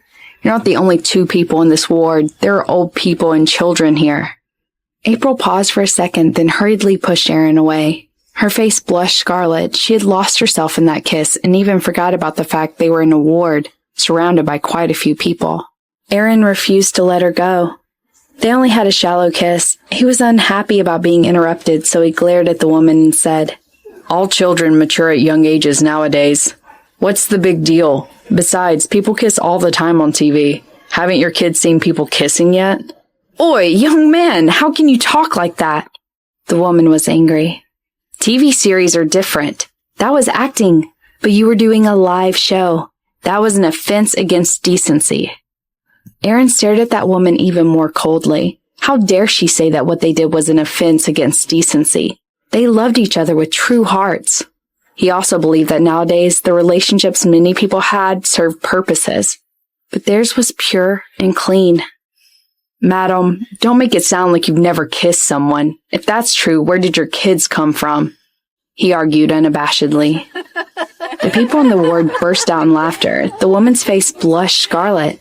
Her kids asked in a low voice, Mom, where did I come from? Did I come after you and Daddy kissed each other? The people in the ward laughed even more loudly. The woman wished there was a hole for her to crawl into. These young people are so extremely shameless, she thought. All right, stop. April felt awkward as well. She glanced at Aaron and said, "Just lie down. Isn't your back injured? Doesn't it hurt for you to lay like that?" "No." Aaron shook his head. "This slight pain is like a tickle for me." April was puzzled. "Then why did you yell about the pain earlier?" "I was pretending," he said. "And you're shameless enough to tell me," thought April. "You made it look real, and I was so worried about you that I almost cried." "Make way, it's time for infusion treatment," a nurse said as she came in with the cart. "Are you Aaron?" "Yes." April glanced at the IV fluids. There were 4 bottles in total, and 2 of them were large. The treatment might last until 11 or 12 o'clock. "Sit up a little bit." April helped Aaron up and put a pillow behind his waist. His back was injured after all, so she was very careful. Aaron reached out a hand, noticing a card hanging in front of the nurse's chest that said internship. The nurse started to put the needle into his skin. He didn't know how the nurse did it, but once the needle sank into his skin, he gasped in pain. Ouch, ouch, ouch. He had honestly never seen such a poorly skilled nurse. The pain lasted for a long time, as if someone were cutting him with a knife. "That's over-exaggerated. How painful can a skin puncture possibly be?" April rolled her eyes. Aaron's face turned ghastly pale. He did not know how to explain. After the nurse left, the elderly patient said to him, "That nurse is really unskilled. When she placed the needle in me the first time, I even cried over the pain. After that, I didn't dare let her place my needle again." April nodded and turned to Aaron. "It's understandable for old people to be afraid of the pain, but you were a Special Forces soldier. That slight pain must be like an ant bite for you." Aaron couldn't think of a word to say. She really hadn't left him room to respond. "Do you want me to get you some Malatang?" April continued jokingly.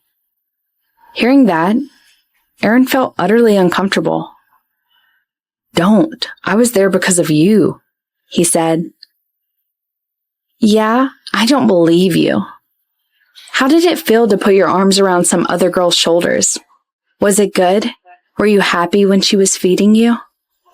A faint redness emerged in Aaron's pale cheeks as he felt quite awkward. "I was just trying to make you angry," he explained. "And I could tell at first sight." April couldn't help but smile. "That's what I want," Aaron nodded. "If I made it look too real, you might think of me as a half-hearted man. If you got really jealous and left me, what would I do? I wanted you to discover that I was pretending at first sight, but at the same time, I wanted your heart to ache a little when you saw me with another woman." April couldn't think of a word to say for a long while. He had low EQ, but he was evil. "All right, I'll get you some food. I can't get you any delicate cuisines from fancy restaurants, if that's what you want. I'll just go out and see what I can find nearby." April sighed. "Will I be poisoned?" Aaron frowned. "I don't think the foods that you can find around here are clean." "Why are you making it so complicated?" April felt speechless. "Don't the other patients eat those foods? None of them are poisoned. Speaking of which, you were a Special Forces soldier, after all. Were you allowed to be so picky during field training?" "I was different before. I ate anything back then." Aaron suddenly knitted his brows, his eyes showing disgust. He frowned and said, "I became like this because this thing happened. For the rest of my life, I'll feel sick anytime I recall it. It happened not long after I graduated from the Australia and came back. It was summer. Richard and I and some other people went out for an investigation. We ordered a few dishes in a restaurant. I was starving, so I first started eating the cold dish and the sauce. When one of my friends reached his chopsticks towards the dish, he saw the food was covered in tiny maggots." Picturing that scene, April suddenly wanted to throw up too. "So you ate a lot of maggots?" she asked. Aaron closed his eyes. A deeply pained look flashed across his face as he responded, "I was starving, so I didn't look at it carefully. Afterward, I took the dish and looked closely, then found so many tiny maggots in it. I guess every piece of vegetable in that bowl had over 10 maggots on it. For a very long while after that, I didn't dare to eat away from home. Sometimes I had to do that for social engagements, but I never ate anything from a restaurant that was graded lower than A.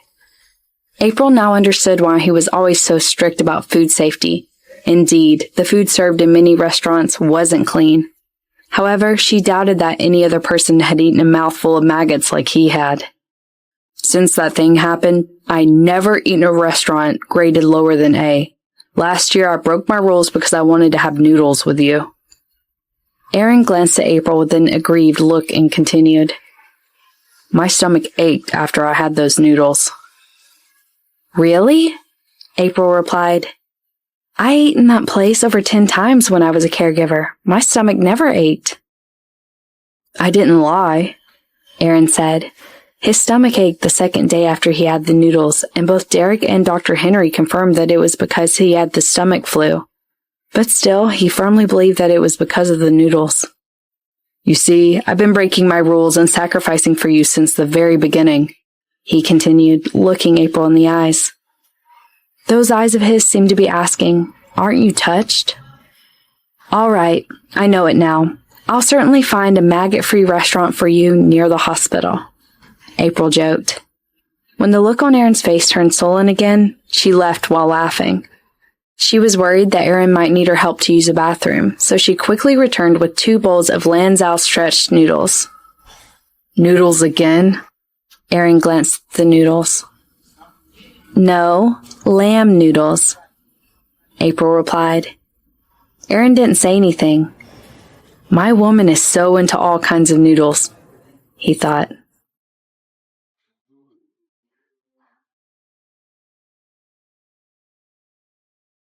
Episode 245. Brother, it's late at night. Why are you listening to Endless Love? I don't really feel like eating noodles, but I'll eat if you feed me. The word proud was almost written all over Aaron's face. April blushed. People are watching us. Your hands aren't injured, she said in a low voice. But there's a needle in my hand. It's inconvenient for me to feed myself. Besides, they've seen us kissing. Why should they care about you feeding me? Said Aaron carelessly. April had no choice but sit at his bedside and feed him. She hadn't had much Malatang earlier. After spending a while feeding him and watching him eat, she felt hungry too, so she started eating while feeding him. It tastes even better after you added the seasoning, Aaron said when he finished a bowl of noodles. April was puzzled. I didn't add any seasoning. You did. You added your saliva. Aaron gave her a meaningful glance. April's face burned a little. There's another bowl of noodles. Do you want me to spit in it? I don't mind. I've tasted your saliva anyway. As long as you don't disgust yourself, Aaron chuckled. April didn't know what to say. She had to admit that she was really disgusted by what she had said just now. At the moment, Marvin walked into the ward. Mr. Bennett, I finally found you. I headed here right after I heard from Olive that you had a car accident. Seeing the noodles, his face paled. Oh my, Mr. Bennett, you're injured. How can you eat unhealthy food like noodles? You need better food. Also, what is this place? It's full of people. I'll move you into the VIP ward right now. Never mind. I'm just here for a drip. I don't need to stay here, so there's no need for me to be in the VIP ward, Aaron said blandly. And what's wrong with noodles? Northern people all love noodles, and my woman likes noodles the most. She's so pretty. April felt a little awkward, maybe because he hadn't complimented her in such a straightforward manner in quite a long time. Miss Eisenberg, did you two make up? Marvin's eyes glowed. It seemed that Olive had done well. She had successfully helped Mr. Bennett win back Miss Eisenberg's heart by hurting himself. April smiled. Marvin sighed with relief. He even felt as if the sun had finally come out after half a month of rain. It's so wonderful. So, Olive, he said. Do not mention that woman to me. Hearing Olive's name, Aaron instantly got angry. Marvin, why on earth did you pick her? And how has the HR department been hiring? She's not only terrible at pretending, she also almost killed me. Marvin silently cursed Olive 100 times. Mr. Bennett, he said, I chose her because she's honest and simple-minded. She doesn't have all those unnecessary thoughts. Aaron knitted his brows into a frown. When he fell from the car, the pain wasn't the worst thing. What really bothered him was how humiliating it was. Besides, your ultimate purpose was to make up with Miss Eisenberg, Marvin continued in a weak voice. Are you saying that I should thank her? Aaron sneered. All right. To be honest, if it wasn't for her, I would not have learned the truth and resolved the misunderstanding so soon, April said in a soft voice. She told me that you founded a noodle restaurant for me. That's how I know you love me. She told you that? Aaron couldn't be more upset. I was going to give you a surprise. This is not what I wanted. You wanted me to be touched, don't you? I am touched, said April. From this day on, beef noodles are my favorite food. Wherever I go, I'll see an April Bennett noodle restaurant and be reminded of our love. Aaron, I want to thank you for doing all this for me. So don't blame Olive. On the contrary, I want to thank her. If she hadn't caused your injury, we might eventually have left each other because of the deepening misunderstanding. I couldn't help but run back to you when I saw you get injured. I learned about what you've done for me, and that's how I gathered the courage to tell you my feelings. After hearing what she said, Aaron remained silent for a long time. He really wanted to kill Olive. However, based on April's words, if Olive hadn't made all those mistakes, April probably wouldn't have told him that she loved him, and the two of them might not have gotten back together so easily. All right. Since you've said so, I'll put her in the CEO's office and let her make tea. It's kind of a promotion, said Aaron blandly. The corner of Marvin's mouth twitched slightly. Mr. Bennett, I remember that she's from the accounting department. You're sending an accountant to the CEO's office to make tea? Are you sure it's a promotion? How is it not? The accounting department is on the 13th floor. I sent her to the 38th floor from the 13th floor. What else does she want? Marvin didn't respond. All right, it makes sense, he thought. Also, how did that careless woman enter the accounting department? Did she pull strings? Aaron continued. I'm afraid that she's going to get some numbers wrong in the accounting department. Under your strict rules, there are no strings to pull in our company, Marvin said. Aaron narrowed his eyes slightly, then abruptly said, Why are you trying so hard to help her? You don't fancy her, do you? I don't. Marvin started getting nervous. You chose her. You surely chose her based on your own preferences. But you're so half-hearted. You liked Winnie not long ago. Aaron glanced at Marvin with dislike, then said to April, It has only been a few months, but he already likes someone else. Compared to what I have with you, what he had with Winnie was just too shallow. Marvin wanted to cry, but failed to shed any tears. He wasn't fond of Olive. He really wasn't. In fact, Olive is an honest person. That kind of person is seen less frequently now. April laughed, then rubbed her eyes. She could barely keep her eyes open. Aaron noticed how tired she was. He stayed silent briefly and then said, Just go back and sleep. Marvin will stay here with me. April was surprised. She thought that he would force her to go back to the villa with him tonight. It's all right, she said. Your drip will finish around 11 anyway. Cut the crap. Just do what I said. Do you think I don't know that you work till midnight every single day during the past half month? You only had 4 or 5 hours of sleep per day. You'll break down because you're not a robot and you have class tomorrow morning, Aaron said seriously. I don't need you here. Marvin, take her back. Have you been keeping an eye on me during the past half month? April smiled at him. An awkward look flashed across Aaron's face and disappeared in a moment. Marvin laughed. Mr. Bennett asked me to contact your voice acting director every single day, and every time he heard that you were staying up, he got angry and complained that you had no idea how to treat yourself well. Miss Eisenberg, just listen to Mr. Bennett. If you break down, who will take care of our Mr. Bennett? Aaron, thank you. April bent over and kissed Aaron's cheek. The sudden kiss even made the tips of Aaron's ears turn red. How can you kiss me in front of so many people? He asked. April was speechless. Who had argued with that lady about kissing in public just now? I'll head back then. Don't forget to send me a WhatsApp message when you get home. I'll go to the villa to visit you tomorrow after class. Tell me what you want to eat, and I'll cook for you." April smiled and then left the hospital.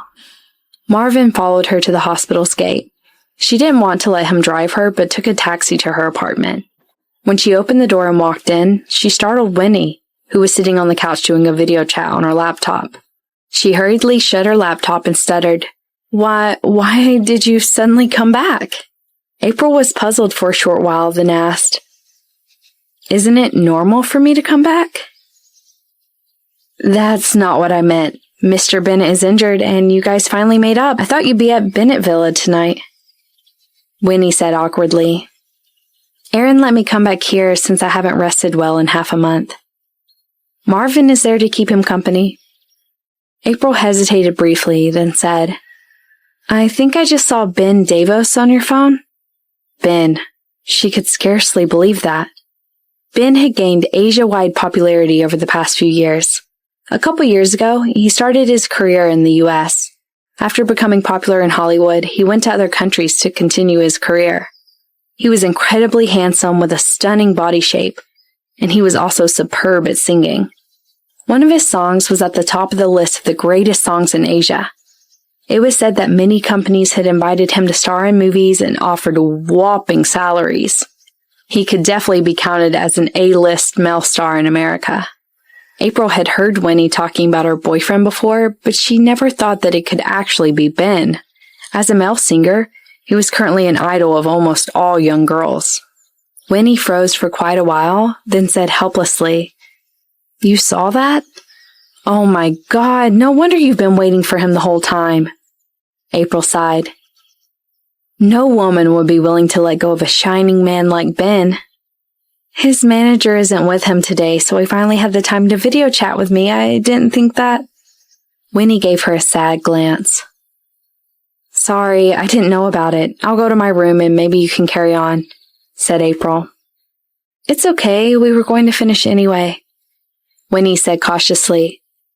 "But April, please keep this a secret. He hasn't terminated the contract with his company. If other people find out about this, he'll be in huge trouble. I'm surely aware of that.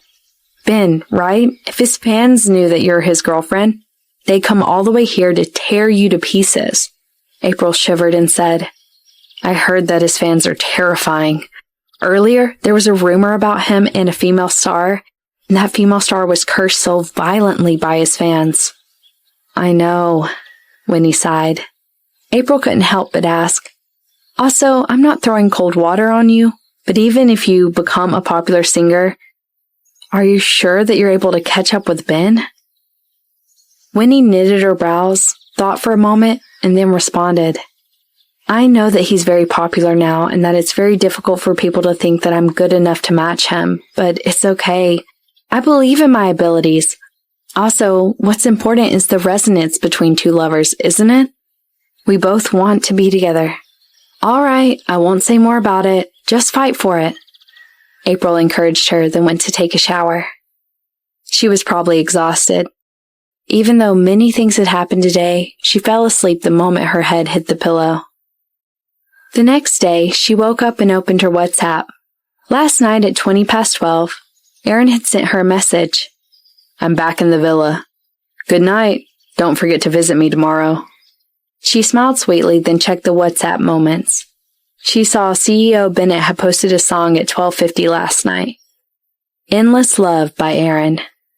Sylvia replied to him, "Brother, it's late at night. Why are you listening to Endless Love? Just sleep."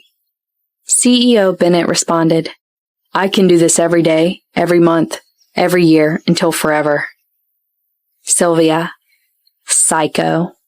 Oh, I'm in the Northwest eating marinated meat in a baked bun. CEO Bennett, you have endless love now, so when will you summon me back? I miss you endlessly."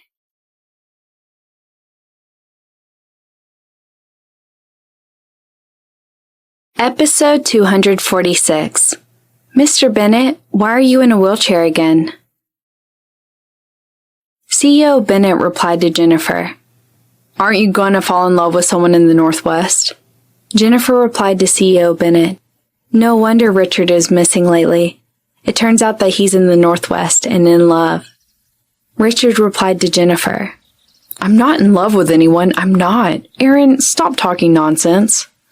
April found CEO Bennett's every WhatsApp moment post amusing.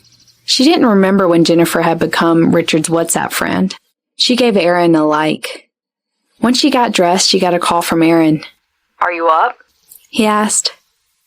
"I should be asking you that question," she replied with a gentle voice. "You were posting WhatsApp moments so late last night, but you got up so early. You should get some more sleep." I didn't sleep last night. He said. "Why? Did your wounds hurt too much?" April was so worried.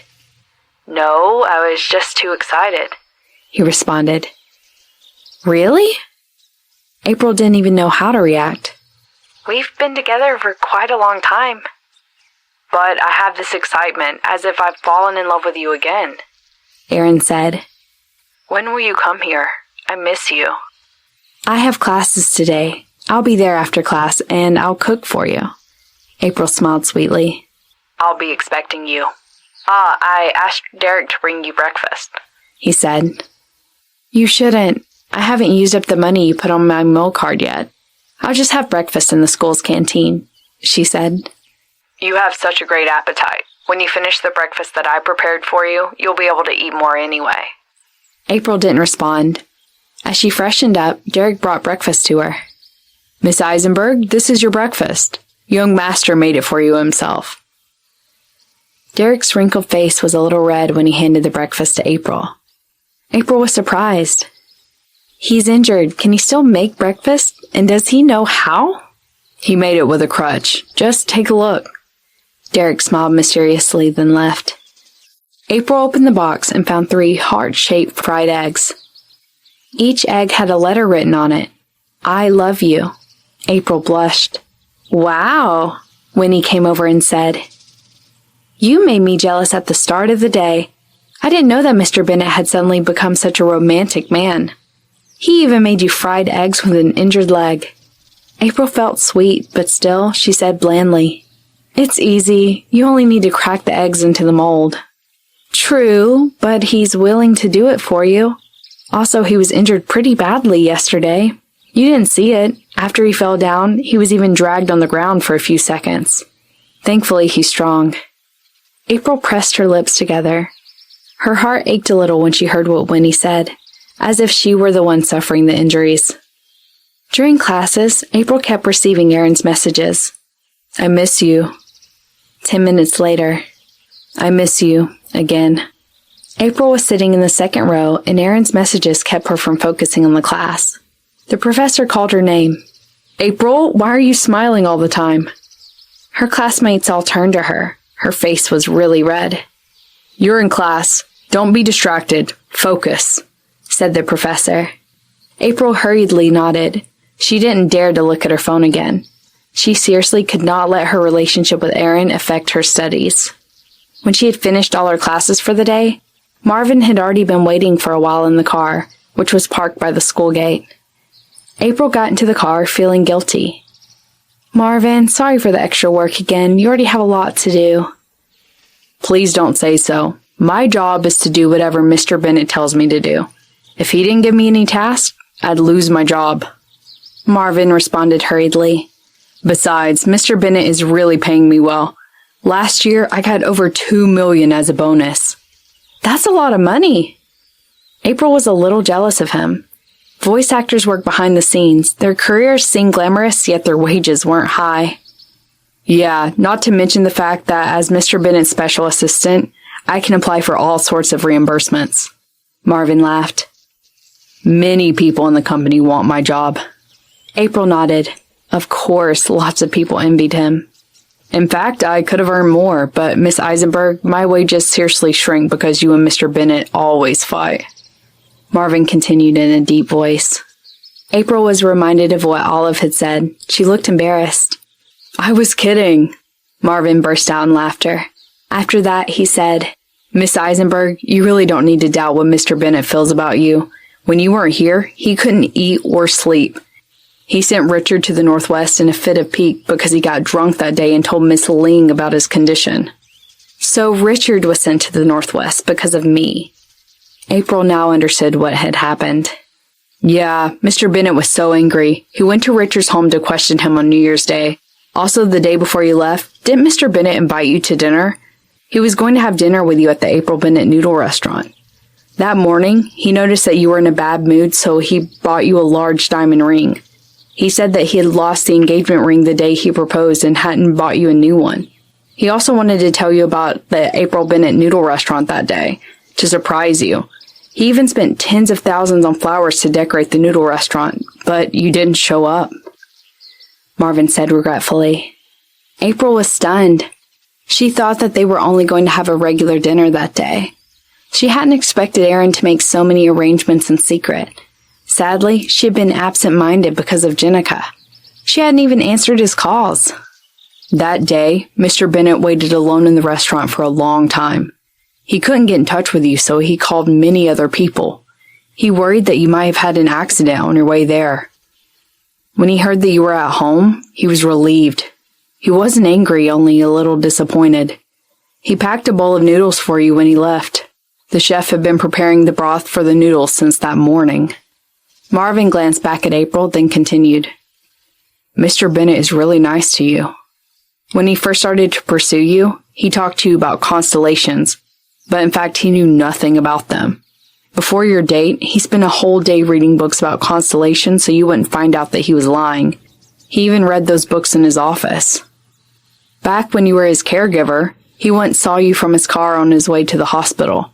You were eating noodles. That day, he was going to the hospital for a checkup, and you said you needed to go back home to pick up a few things. That's why he took you to a noodle restaurant on your first date. He thought you liked noodles. The day you left, he took you to the same restaurant. Before, he would never step into a place like that. Mr. Bennett asked me to start working on the April Bennett Noodle Restaurant after your first date. He always says that you pursued him, but in fact, he took your relationship really seriously. He thought about your future after only your first date, but you rejected him that night. After that, he asked me to buy him lots of books about how to sweet talk. He read those books in his office every single day. Marvin laughed. Can you imagine a CEO reading those kind of books in his office? The others didn't know, but as his assistant, I knew it clearly. Hearing what Marvin said, April wanted to laugh, but somehow her eyes turned red. Aaron was the owner of a public company. Who could have imagined that he would do so many childish things when he started dating? Before, she didn't understand why he believed that her favorite food was noodles. But now she did. He happened to see her eating noodles and stubbornly thought that she loved them. He was too proud. He was never willing to tell others about his real feelings, so sometimes April couldn't see the efforts that he had made for her. Also, when you left as his caregiver, he always called us by your name in his office, Marvin added. In fact, he was already very used to your presence back when you were taking care of him. I think if you hadn't lied about your age, you wouldn't have needed to wait until you ran into each other again. You had a chance then. The third day after you left, Mr. Bennett went to where you lived to find you. He said that a girl living there alone was too unsafe. Sadly, you had moved away. He was pretty disappointed. When he met you again, he acted calmly, but in fact, he was really happy. April really hadn't known that he had gone to look for her after she left. After all, she was not pretty back then, and he thought she was older than she was. At that time, he always proudly judged her by telling her that she was ugly and unfashionable.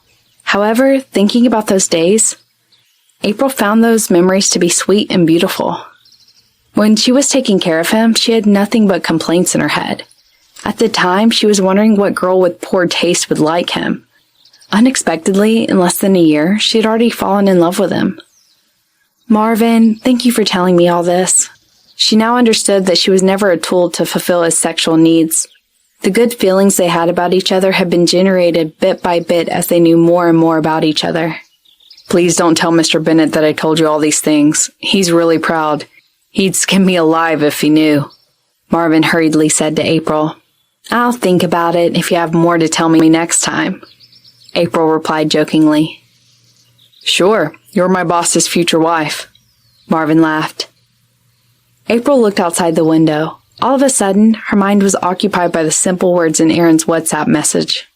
I miss you. The car drove into the village yard. From a distance, she saw Aaron sitting in a wheelchair in the garden. As April got out of the car, he willed himself to her.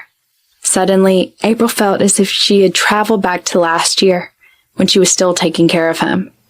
She gave a smile, slowly walked to him and said, "Mr. Bennett, why are you in a wheelchair again?" The smile on Aaron's face froze. "Why are you calling me Mr. Bennett? Call me Aaron or husband." "No, I'm here to take care of you. How can I call you so intimately?" April joked. Aaron was puzzled for a second, then suddenly he wore a weird smile and said, "I have an idea. When we have sex next time, you can pretend to be my caregiver, and you can take care of me, and somehow we end up having sex. It's gonna be fun." April couldn't continue the joke as her face blushed scarlet. Was that what people called role-playing? "Mr. Bennett, I didn't know that you had that kind of weird interest. You started imagining things starting last year when I was taking care of you, didn't you?" April said jokingly.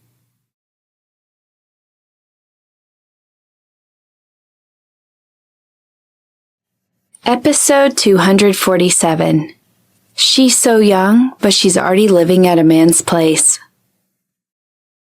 Aaron's face was filled with bitterness. "It finally ended just now. Why are you luring me again?" "How did I lure you? What's in your head?" April threw the question back to him. "Do you want me to go out and find a real caregiver to help you? I think you have some dirty thoughts in your head, and I wonder if you'll think about those things when you're served by another woman." "I won't." Aaron was a little scared by April's quick speech. "I just thought about the way you were before. April, what should I do now?" "Sorry, my hand is limp. Let's give you a cold compress." April put the cold towel onto Aaron's body. The coldness made him shiver. At that time, April had already carried the basin away with a smile. At night, they lay side by side on the same large bed. Aaron buried his face between April's shoulders and neck and slowly kissed her skin again and again. April closed her eyes. Lying in his arms again, she had all kinds of feelings well up in her heart. "April, will kissing you like this make you feel that I'm with you because I want your body again?" Aaron said abruptly in a low voice. "You said that I never cared about your feelings when it comes to sex. I've thought about it carefully. I think you're right. I only cared about my own needs, and I didn't really think if you were tired or not. That's why Jenica's words made you misunderstand me." April felt warmed. He finally realized that problem. Before, she just couldn't talk it through with him. A little," she said. "And you demanded a second time if we didn't do it the previous day. I really couldn't cope with it.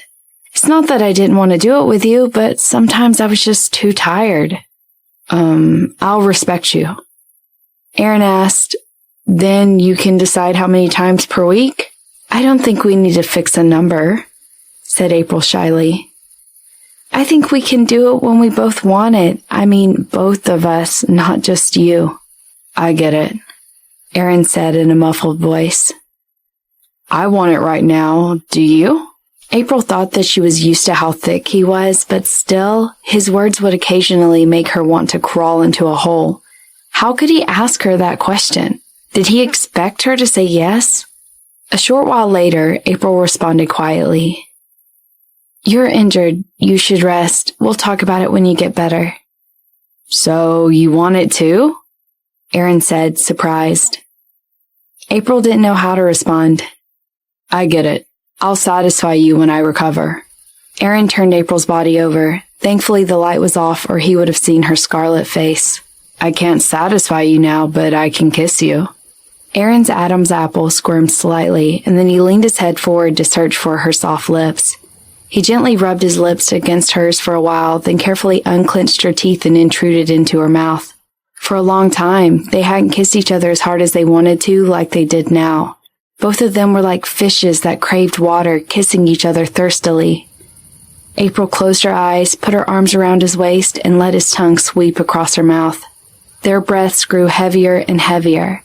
Sometimes they could even hear each other swallow, and that made their hearts thump. In fact, sometimes it didn't require actual sex for two people to feel each other's love. Simple kisses like this could do magic. In the next week, April had been traveling between her school and the villa. She studied at school during the daytime and went back to the villa to take care of Aaron at night. Wednesday, Aaron took off the gauze. April came back to check the scabbing of his wounds. When she saw the wound on his back, she didn't even want to talk to him for quite a while. The injury on your back is not even as bad as what I had last time when I fell over. April had the impulse to bite him. Earlier, when seeing him being wheeled out of the treatment room, she was so distressed that she almost cried. But it turned out that there was nothing but a tiny scratch on his back, which was not even as big as half of her little finger. He was so shameless. Aaron calmly rubbed his own back and said with good composure, "I'm surprised. The doctor did a great job. My skin is healing quickly, and even the scar is almost faded." "Keep lying through your teeth," April sneered, then turned and prepared to leave. Aaron grabbed her wrist, dragged her into his arms, and put his lips near her ears before saying in his deep and dry voice, "I admit I lied to you. I wanted you to worry about me. Under those circumstances, I had no other options than to pretend to be badly injured." "And the doctor helped you?" April asked grumpily. "Yeah," Aaron nodded. "In the emergency room, I told the doctor that I'd been in love with you for 10 years and that you were going abroad. I said that I tried my best to catch up with you and to persuade you to stay. I ran 3 whole blocks and then had an accident. I told him that I wanted to make my injuries look bad so that you might stay." April was speechless for a while. It was a shame that he was not a scriptwriter. Aaron hurriedly continued. "All right, I finally recovered. Let me take you to April Bennett Noodle Restaurant. We'll have our dinner there." Hearing about April Bennett Noodle Restaurant, April's heart was nearly filled by a sweet feeling, so she forgave Aaron for lying. Aaron took her to the largest April Bennett Noodle Restaurant in Rosewood City. It was April's first time eating there. The restaurant was over 100 square meters and was quaintly decorated, looking very special.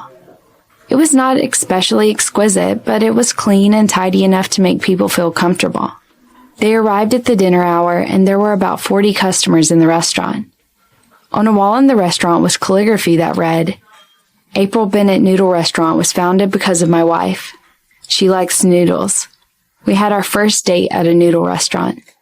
April Bennett Noodle Restaurant is a monument to our love, and it means everything to me." The calligraphy work was inscribed with the name, Bennett. April gazed at that name. At the very moment, she suddenly felt that she had already had all she ever wanted. She felt as if she had eaten a lot of candy and that sweetness was lingering in her heart. She would never say that Aaron had low EQ anymore, as he had secretly founded such a large chain noodle restaurant as a reminder of their love. Countless women would be so jealous of her. "When did I become your wife?" April spent a while longer gazing at the wall, then held his hands and turned back to look at Aaron gently. "Sooner or later, you will." Aaron smiled, put an arm around her, and said, "Also, wife makes this more impressive." "Did you write those words?" April asked. "Yeah," Aaron nodded. "I wrote them myself. The pieces in the other stores are copies of this one." "I didn't know you can do calligraphy," April sighed. She admired him. "That's really beautiful calligraphy." "My grandpa taught me calligraphy when I was 8 years old. I can do lots of things. However, I've been keeping a low profile. I don't like to show off. You can take your time to discover my other hidden skills." While speaking, Aaron guided April to the innermost table in the restaurant. "This restaurant is booming." April looked around and said, "The noodles here aren't expensive. I remember that the noodles in the restaurant where you purchased them last time were very pricey."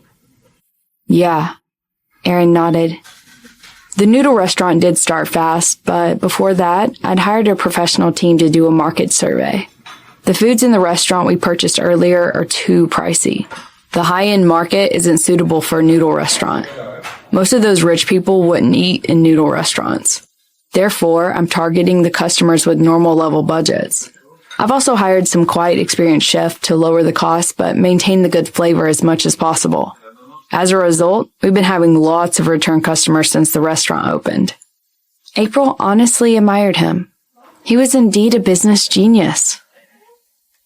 An investor founded a noodle restaurant and made it so successful. Was he born with that good business acumen? Some people say that rich people could get richer and richer, but the poor ones could only count on never changing salaries. She believed that she was the latter. I've hired a team and made an overall plan. If we can have 300 restaurants all over the country next year, we'll be able to make $300 million a year in net profit. This is just a small business to me, as the money is so little after all. Aaron added. April stayed for a few seconds, then said, Can I have some beer? Why? I thought you don't drink. Aaron asked.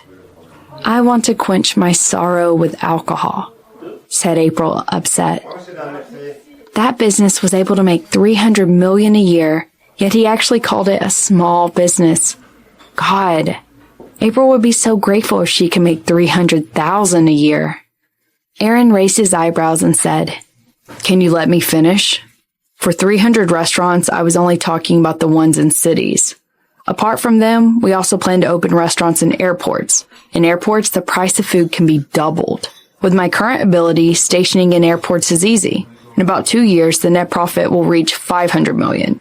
Even though some restaurants might lose money, still, that money is too small. Not even enough for me to buy my wife a few jewelry pieces. So, my ultimate goal is the global market. But still, the profit is not enough for me. To be honest, if it wasn't for you, I'd never spend my time running unprofitable restaurants like this. April honestly didn't know what to say. One bottle of beer just wasn't enough to quench her sorrow. After the meal, they went to see a movie. This time, April wisely chose a Hollywood blockbuster. Aaron enjoyed it and even said that he would like to come again. Back at the villa, they saw a Toyota Land Cruiser Prado parked in the yard. We have guests. April turned and found Aaron frowning. It's Jeremy, he said. April immediately fell into silence. She didn't have a good impression of Jeremy. However, he and Aaron had grown up together and they fought side by side in the army. Aaron could never cut Jeremy out of his life for her, and she understood it. They were holding hands as they walked into the living room and saw Jeremy sitting on the couch smoking. Seeing them, he put out the cigarette, stood up, and looked at their hands with a complicated expression. Aaron, Miss Eisenberg, you got back together. Congratulations, he said. Thank you. April had no idea how sincere Jeremy was. Aaron, you guys talk. I'll go upstairs and take a shower, she said. Hearing the word shower, Aaron's eyes began to glow, unbeknownst to him. He then looked at Jeremy with dislike. Why on earth was he visiting at this time? They just had dinner and watched a movie, and they were planning to go straight back to bed and do something nice. He hadn't had sex in nearly a month. He had almost forgotten what it felt like. Seeing that look on his face, Jeremy couldn't help but frown. He didn't understand it before, but now he believed that he had figured it out. His good friend Aaron was obsessed with that woman because of sex. The girls out here are nothing like the girls in the army. She's so young, but she's already living at a man's place. She really has no sense of shame, he thought.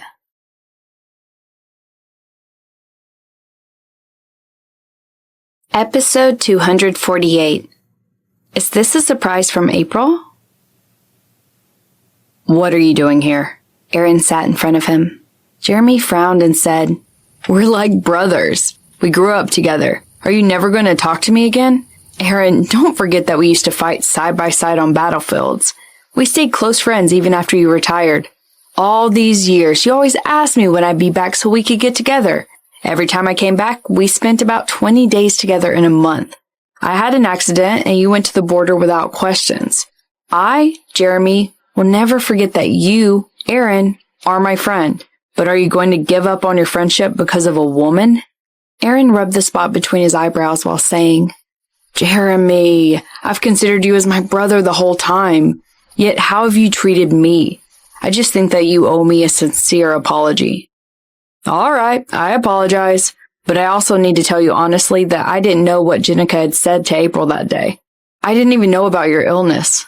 Jeremy crossed his fingers and nodded and said, Today, I came here because of Sylvia. Before New Year's, I asked for both sick leave and marriage leave. As I didn't get married, the marriage leave has been canceled. I need to return to the army in just 2 weeks. Even though I'm planning to get a transfer back to the city, it's going to take 3 months at least. I want you to make up with Sylvia. Now, April has come back to you, so can you please talk to Sylvia? Can't you work things out with a girl? Do you need my help with that? Aaron crossed his legs. Haven't you been opposed to our marriage all this time? Jeremy said sourly. Sylvia and I have been engaged for such a long time. Do you really want us to break up? Jeremy, you're right. I've been opposed to your marriage because I was upset. If I'm not happy, none of you can be happy. However, you know Sylvia. How many times has she actually listened to me since she was little? Aaron stood up, looked down at him, and continued. I can't help you. You need to go find her. You need to let her know that you love her. You shouldn't have asked Jenica to be her maid of honor. Back then, when that thing happened, didn't you see how hard it hit Sylvia? She thought that she lived in a happy family, but in the end, that family fell apart. She loved our mother so much, yet you tried to stab our mom in her heart. Do you even care about Sylvia's feelings? Jeremy clenched his fist, lowered his head, and pressed his lips together. But I feel sorry for Jenica as well, he said. You feel sorry for Jenica, but she's only a friend of yours. Sylvia is your fiancé, your lover. Aaron frowned and said, in the future, Jenica will also have a husband who loves her. She won't. She's all about you. Jeremy shook his head. Aaron abruptly stared straight at him and continued. No wonder Sylvia suddenly had a fight with you. You put your girlfriend and a female friend of yours in the same position. If I did the same, April would directly break up with me without giving me any chance at all. I never put Sylvia and Jenica in the same position. Jeremy stood up and said, I'm clearly aware that Sylvia will be my other half. Jeremy, Sylvia respects you. No matter how embarrassed she felt, she never argued with you in front of Jenica. She has shown you enough respect. So if you really love her, please respect her too. If you do not love her, please stay away from her. Aaron continued in a bland tone. I'm not going to say more about it. From now on, I'll leave you two to handle it alone. Jeremy opened his mouth slightly. However, he didn't even manage to think of one word to say. At last, he only nodded. Let's get together sometime. I'm about to leave. We've only met once since I've been back this time, he said. As long as you don't invite Jenica, Aaron said. Do you have to be so cruel? Jeremy was a little unhappy. You can't be a couple, but you can't even be friends? She'd have to get rid of her inappropriate thoughts to be friends with me. Last time, after she and April saw each other, April left for 20 days. Aaron replied in a bland tone. Do you really have no feelings for her at all? She's your first girlfriend, said Jeremy with discontent. If your father hadn't had an affair with her mother, you might have gotten married and had kids already. That's all in the past. I only want to have kids with April now, Aaron responded without hesitation. Jeremy gazed into his eyes, feeling so angry. He believed that Aaron had really lost himself in his obsession with April. He heard that some young girls were really good in bed nowadays, and that seemed to be true. I'll take off, he said. Aaron replied.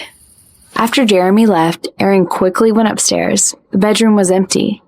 April's coat was on the couch. The sound of running water was heard from the bathroom.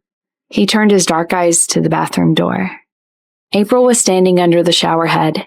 The water flowed across her snow-white skin. Suddenly, the bathroom door opened.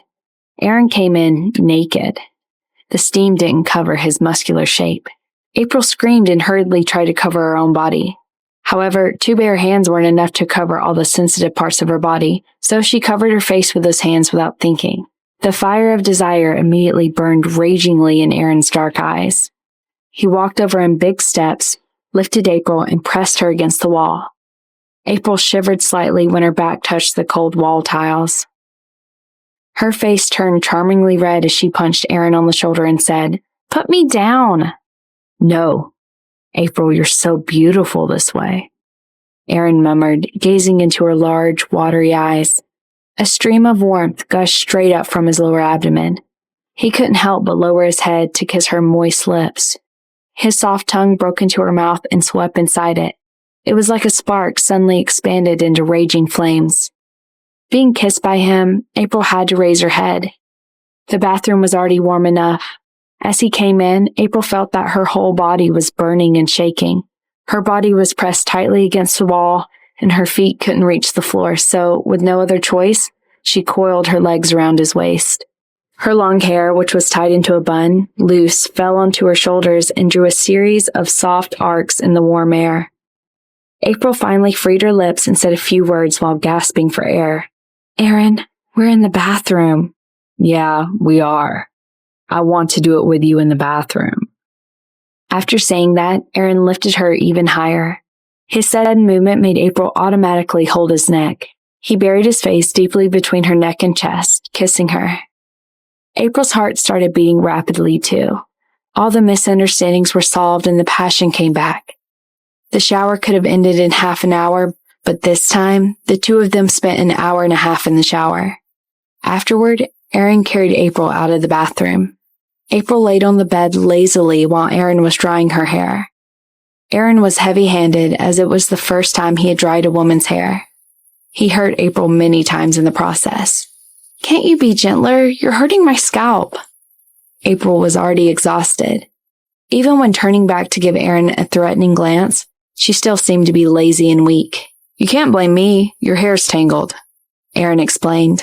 "Can't you untangle it gently?" April complained in a sweet and soft voice. "All right." Aaron lowered his head, upset. He suddenly missed their earlier encounter when April was moaning and crying with her limbs coiled around him like vines. She said that she was tired, yet her body never stopped following his movements. At that moment, he was even willing to die for that pleasure. But now, he needed to stop himself from reliving that, or his body would start to burn again. His woman was not strong enough to do it 2 times in a row. He silently dried her hair, then spent a moment appreciating his work. "I'm amazing. On the first try, I managed to create a lion-like hairstyle for her. Also, my woman looks stunning in any hairstyle," he thought. April buried her face in a pillow while asking languidly, "What did Jeremy say to you earlier?" He asked me to talk to Sylvia. He wants me to make up with her." Aaron laid down by her side and said, "But I think he needs to do that himself. Can any man have a wife without making any effort?" April nodded. In fact, she had guessed as much.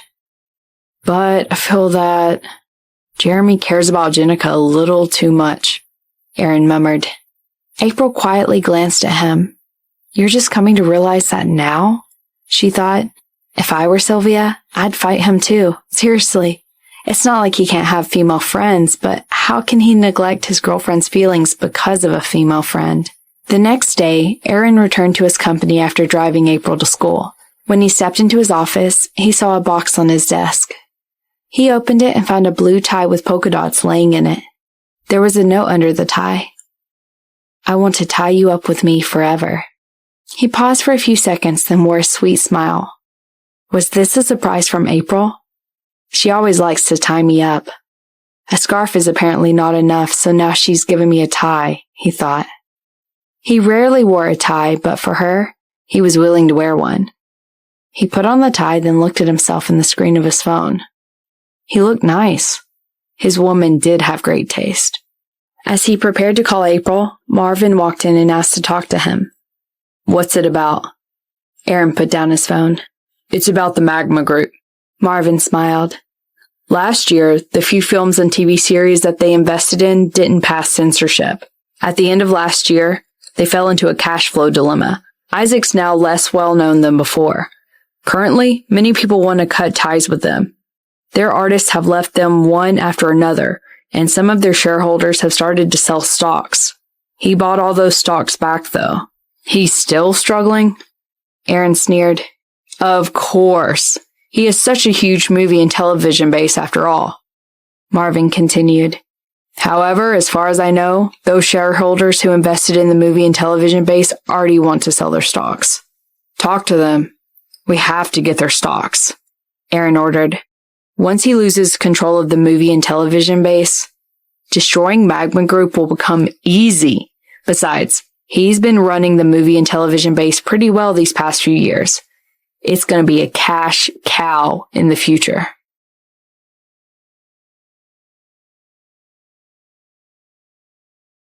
Episode 249. He didn't know when she arrived. Marvin chuckled. Last year, Isaac asked you to invest in that project, and you refused. But now, after all that has happened, it seems to have fallen back into your hands. Let him know what it feels like when someone takes things out of his hands. Doesn't he like taking things away from other people the most? Aaron's eyes showed obvious dislike. He had met many people, but none of them was as disgusting as Isaac. Mr. Bennett, Mr. Woods is here. Someone called over the company's intercom. Aaron stood up and headed to the reception room to see Mr. Woods. At 5 o'clock in the afternoon, Marvin came in and said, Mr. Bennett, Miss Lewis has asked to see you downstairs. Aaron stopped typing, frowned for a second, and then said, I'm not going to see her. Tell her to go away. Marvin nodded. At 5:30, Aaron left the company. On his way to his car, he found Jenica leaning against his car. Her tall, slim, and perfectly shaped body matched the off-road car perfectly, as if she were the owner of that car. Aaron's face darkened slightly. He walked over saying, Why didn't you leave? I was waiting for you. Jenica's eyes fell on his tie. Aaron, I know that you care about me. You talk to me coldly, but you're wearing the tie that I gave you. Aaron felt extremely uncomfortable. He pointed at the tie and asked, This is from you? Stop pretending. It's impossible that you didn't know. Jenica looked at him in a gentle way. Aaron immediately took off the tie and threw it at her. Then he walked to the driver's seat without taking a single glance at her. Jenica immediately got into the front seat. Jenica, get out of the car! Aaron pointed outside and said angrily, I didn't even blame you for what you did to April last time. I've been waiting for you to blame me, but you never came. Jenica looked at him with a complicated expression, arms crossed before her chest. Aaron didn't know what to say. He knew her well enough, and that was why he hadn't gone to her to ask for explanations. From the time he was little, he had no idea how to deal with this thick woman. He took a deep breath. The look in his eyes turned cold again as he said, Jenica, I won't even want to see you again if you keep doing all this. So you want to see me now? Jenica started laughing. Aaron, I know that we've broken up, but from now on, I'm going to start pursuing you again. I already have a girlfriend. You're trying to get between my girlfriend and I. Jenica, how can you do something like that? You're a soldier. Aaron said impatiently. Doesn't a soldier have the right to pursue the person she likes? Besides, I'm pursuing you fairly, like I did before. Jenica wore a slightly sad look. Back then, we were young. I didn't have a girlfriend and our families were close. It was also because we've known each other since we were little. Aaron frowned deeply. All right, let's talk about your girlfriend. Jenica paused for a second and then continued. You're with her because of your illness. When I saw her the first time, I knew that she was not your type. She's too weak. You said that you like steely, strong women like me. But after all, men have needs. Aaron, haven't you thought about seeing a good shrink? I know one in the army. I don't need you to find me a shrink. Can't I find one myself if I need one? I'm perfectly healthy. Jenica, I think you should see a shrink. Aaron pointed at his own head and said, Yes, I like steely, strong women before, and that's because I hadn't met April. Now I only like her. You stay away from me. Jenica shook her head and said, I don't believe it. From the year we broke up until last year, you never had a girlfriend. But when you met April, you started a relationship with her. Is she breathtakingly beautiful? Is she the prettiest woman in the world? There were prettier and more outstanding girls around you, but you didn't choose them. You chose her. How can I believe that it's because you like her? I don't care if you believe it or not. Get out of the car. Aaron felt so annoyed. He walked directly to the door of the front seat to drag her out of the car. Meanwhile, he warned her, If you keep talking, I will give up this car. Jenica didn't move but continued. I didn't plan to follow you today. I'm only here to tell you that I'm going to pursue you like I did before. I'll let you know that the resonance between two hearts is more important than the physical harmony. Who has resonance with you? Why can't you understand a word I said? I'm done talking to you. Aaron got into the car and drove away. While he was driving, he called Marvin. Which brainless man put that tie on my desk this morning? Marvin was puzzled. Wasn't that a gift from Miss Sue? Aaron sneered and responded. Which part of it looks like a gift from April? There wasn't a name on it. It's from Jenica. So it's a gift from Miss Lewis, Marvin hurriedly apologized. I'm sorry, Mr. Bennett. I thought it was a gift from Miss Eisenberg because usually you don't get gifts from women. After all, you only started to receive gifts since you and Miss Eisenberg started dating, not to mention the fact that a note like that was placed under the tie. Aaron was so angry. What do you mean by usually I don't get gifts from women? Don't I get gifts from the women who are in secret love with me every single month? Haven't those girls in the secretary room been keeping those gifts away from me? Marvin cleared his throat and said, There really are no gifts. I guess those women don't dare to send you any gifts as they're aware that you're too good for them. Anyway, from now on, you can only bring a gift to me after you've confirmed that it's from April. And about Jenica, go and tell the security people in the parking lot not to let any strangers in. After saying that, Aaron ended the call grumpily. Thinking about what Jenica had said, he couldn't help but feel chilly in his heart. Before, that woman really had seized any opportunity when pursuing him. Back then, he was young and inexperienced, so he was easily touched. He was hoping that she would become less aggressive after all these years, but clearly, that hadn't happened. The next day, when he was having a meeting in the conference room, a series of giant pink balloons was sent into the sky. Hanging below the balloons was an enormous banner which read, Aaron, I love you.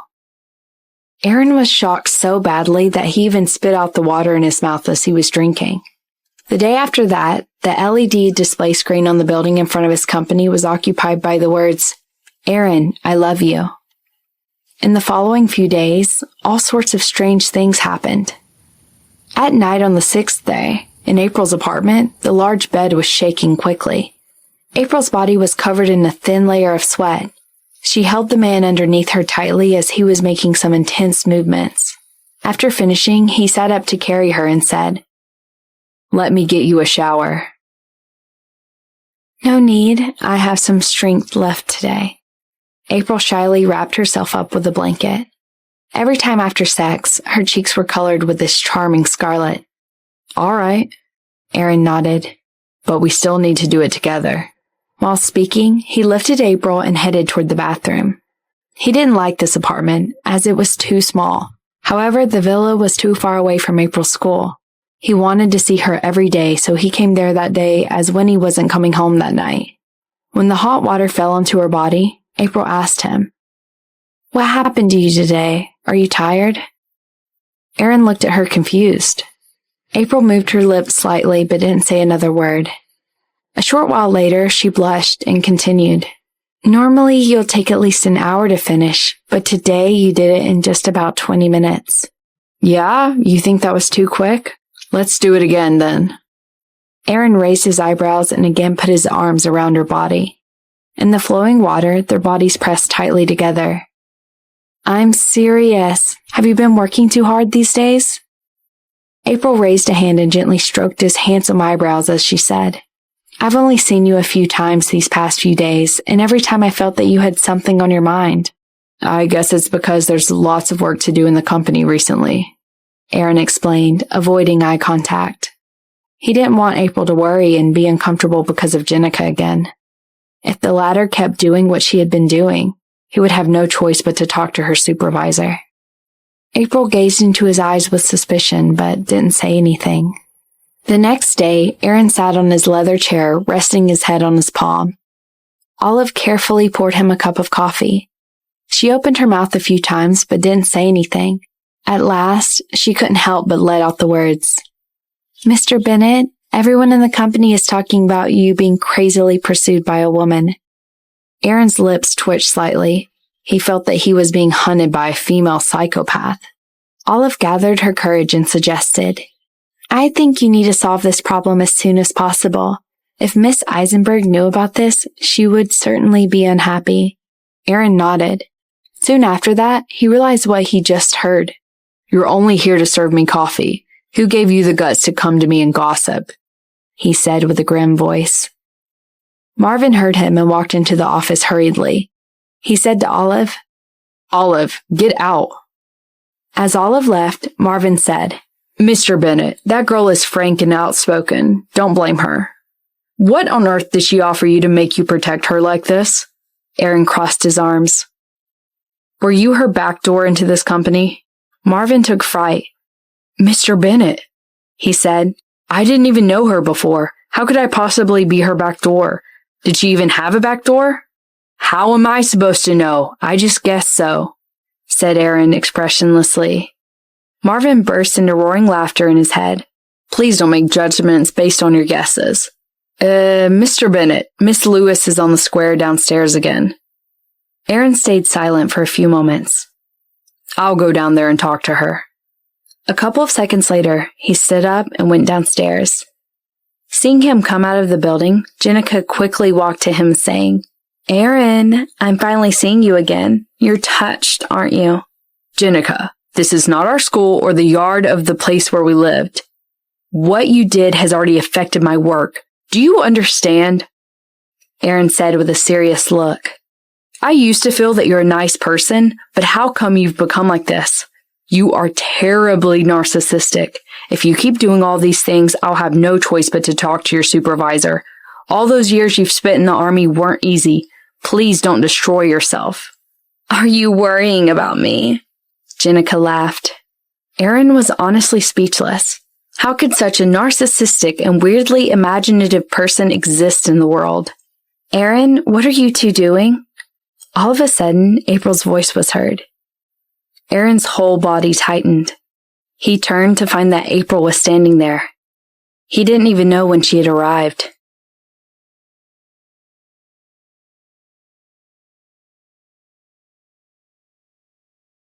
Episode 250. Are you being mean to them because you feel guilty? Today, April was wearing a knitted midi with matching colors. A dress like that was a giant challenge for a woman's body shape and vibe. It emphasized April's slim waist and slender neck. The people who saw her were all shocked by how stunning she looked. Aaron looked at her and then couldn't help but give Jenica a glance. He hadn't noticed it before, but now he felt that the vibe Jenica was giving out was too sharp. Hello, Miss Eisenberg. I'm pursuing Aaron. Jenica answered the question for Aaron. April's eyes popped in shock. She saw the calm look on Jenica's pretty face. She had never met another woman who could make herself sound so reasonable when trying to steal someone else's boyfriend. April, don't misunderstand this. I'm trying to explain to her and tell her not to come see me again. Aaron explained hurriedly as April's face was turning sour. He believed that his girlfriend was envious. Before, her jealousy would have made him happy. But last time, she ran away when she got jealous. He could still feel that lingering fear. Again? April grasped the key word. So she came here more than once? Aaron didn't know how to respond. He was surprised by how quickly his woman thought. As Aaron stayed silent, Jenica took the opportunity to respond. Of course. You can't get someone you want with just one action. I surely needed to come here every day. She's insane, ignore her, said Aaron with a deep voice. He believed that April was a capable person, but doubted whether she was a match for a shameless woman like Jenica. How can I ignore her? She's trying to steal you from me. April walked straight to Jenica and stood in front of her. She was shorter than Jenica, but felt no pressure at all. She knew that Aaron loved her. April started the conversation. Miss Lewis, don't you need to go to work now? I asked for time off. Jenica lowered her head to gaze at April's delicate face. She admitted that April was pretty, but also believed that Aaron would not like a little girl like this.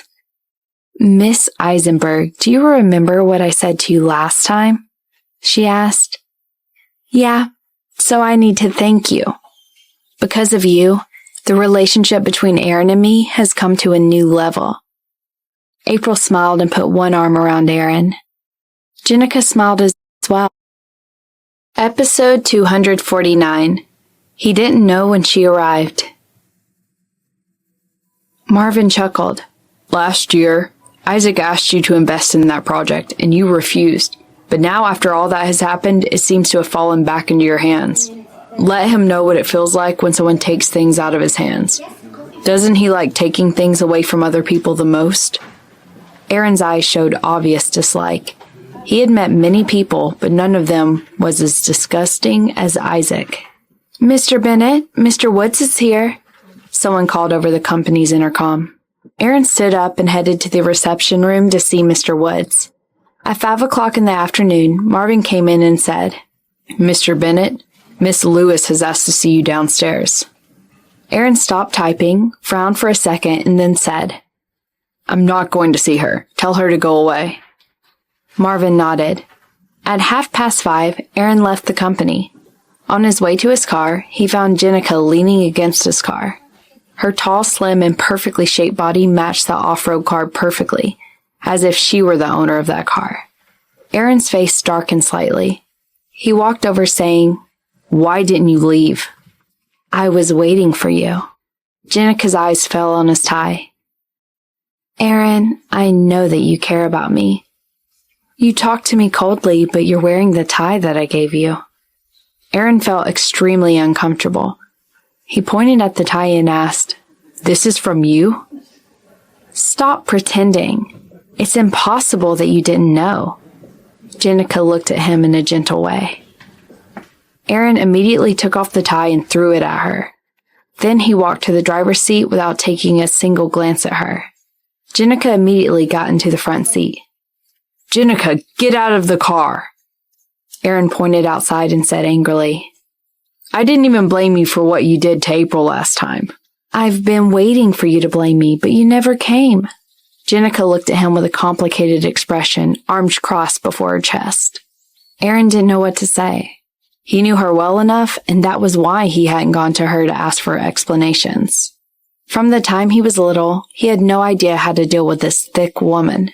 He took a deep breath.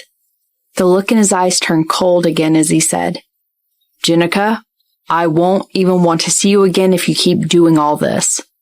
So you want to see me now? Jenica started laughing. Aaron, I know that we've broken up, but from now on, I'm going to start pursuing you again. I already have a girlfriend. You're trying to get between my girlfriend and I. Jenica, how can you do something like that? You're a soldier. Aaron said impatiently. Doesn't a soldier have the right to pursue the person she likes?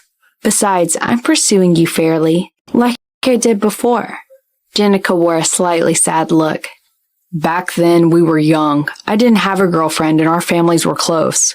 It was also because we've known each other since we were little. Aaron frowned deeply. All right, let's talk about your girlfriend. Jenica paused for a second and then continued. You're with her because of your illness. When I saw her the first time, I knew that she was not your type. She's too weak. You said that you like steely, strong women like me. But after all, men have needs. Aaron, haven't you thought about seeing a good shrink? I know one in the army. I don't need you to find me a shrink. Can't I find one myself if I need one? I'm perfectly healthy. Jenica, I think you should see a shrink. Aaron pointed at his own head and said, Yes, I like steely, strong women before, and that's because I hadn't met April. Now I only like her. You stay away from me. Jenica shook her head and said, I don't believe it. From the year we broke up until last year, you never had a girlfriend. But when you met April, you started a relationship with her. Is she breathtakingly beautiful? Is she the prettiest woman in the world? There were prettier and more outstanding girls around you, but you didn't choose them. You chose her. How can I believe that it's because you like her? I don't care if you believe it or not. Get out of the car. Aaron felt so annoyed. He walked directly to the door of the front seat to drag her out of the car. Meanwhile, he warned her, If you keep talking, I will give up this car. Jenica didn't move, but continued. I didn't plan to follow you today. I'm only here to tell you that I'm going to pursue you like I did before. I'll let you know that the resonance between two hearts is more important than the physical harmony. Who has resonance with you? Why can't you understand a word I said? I'm done talking to you. Aaron got into the car and drove away. While he was driving, he called Marvin. Which brainless man put that tie on my desk this morning? Marvin was puzzled. Wasn't that a gift from Miss Sue? Aaron sneered and responded, which part of it looks like a gift from April? There wasn't a name on it. It's from Jenica. So it's a gift from Miss Lewis, Marvin hurriedly apologized. I'm sorry, Mr. Bennett. I thought it was a gift from Miss Eisenberg because usually you don't get gifts from women. After all, you only started to receive gifts since you and Miss Eisenberg started dating, not to mention the fact that a note like that was placed under the tie. Aaron was so angry. What do you mean by usually I don't get gifts from women? Don't I get gifts from the women who are in secret love with me every single month? Haven't those girls in the secretary room been keeping those gifts away from me? Marvin cleared his throat and said, there really are no gifts. I guess those women don't dare to send you any gifts as they're aware that you're too good for them. Anyway, from now on, you can only bring a gift to me after you've confirmed that it's from April. And about Jenica, go and tell the security people in the parking lot not to let any strangers in. After saying that, Aaron ended the call grumpily. Thinking about what Jenica had said, he couldn't help but feel chilly in his heart. Before, that woman really had seized any opportunity when pursuing him. Back then, he was young and inexperienced, so he was easily touched. He was hoping that she would become less aggressive after all these years, but clearly, that hadn't happened. The next day, when he was having a meeting in the conference room, a series of giant pink balloons was sent into the sky. Hanging below the balloons was an enormous banner which read, Aaron, I love you. Aaron was shocked so badly that he even spit out the water in his mouth as he was drinking. The day after that, the LED display screen on the building in front of his company was occupied by the words, Aaron, I love you. In the following few days, all sorts of strange things happened. At night on the 6th day, in April's apartment, the large bed was shaking quickly. April's body was covered in a thin layer of sweat. She held the man underneath her tightly as he was making some intense movements. After finishing, he sat up to carry her and said, Let me get you a shower. No need. I have some strength left today. April shyly wrapped herself up with a blanket. Every time after sex, her cheeks were colored with this charming scarlet. All right, Aaron nodded, but we still need to do it together. While speaking, he lifted April and headed toward the bathroom. He didn't like this apartment, as it was too small. However, the villa was too far away from April's school. He wanted to see her every day, so he came there that day as when he wasn't coming home that night.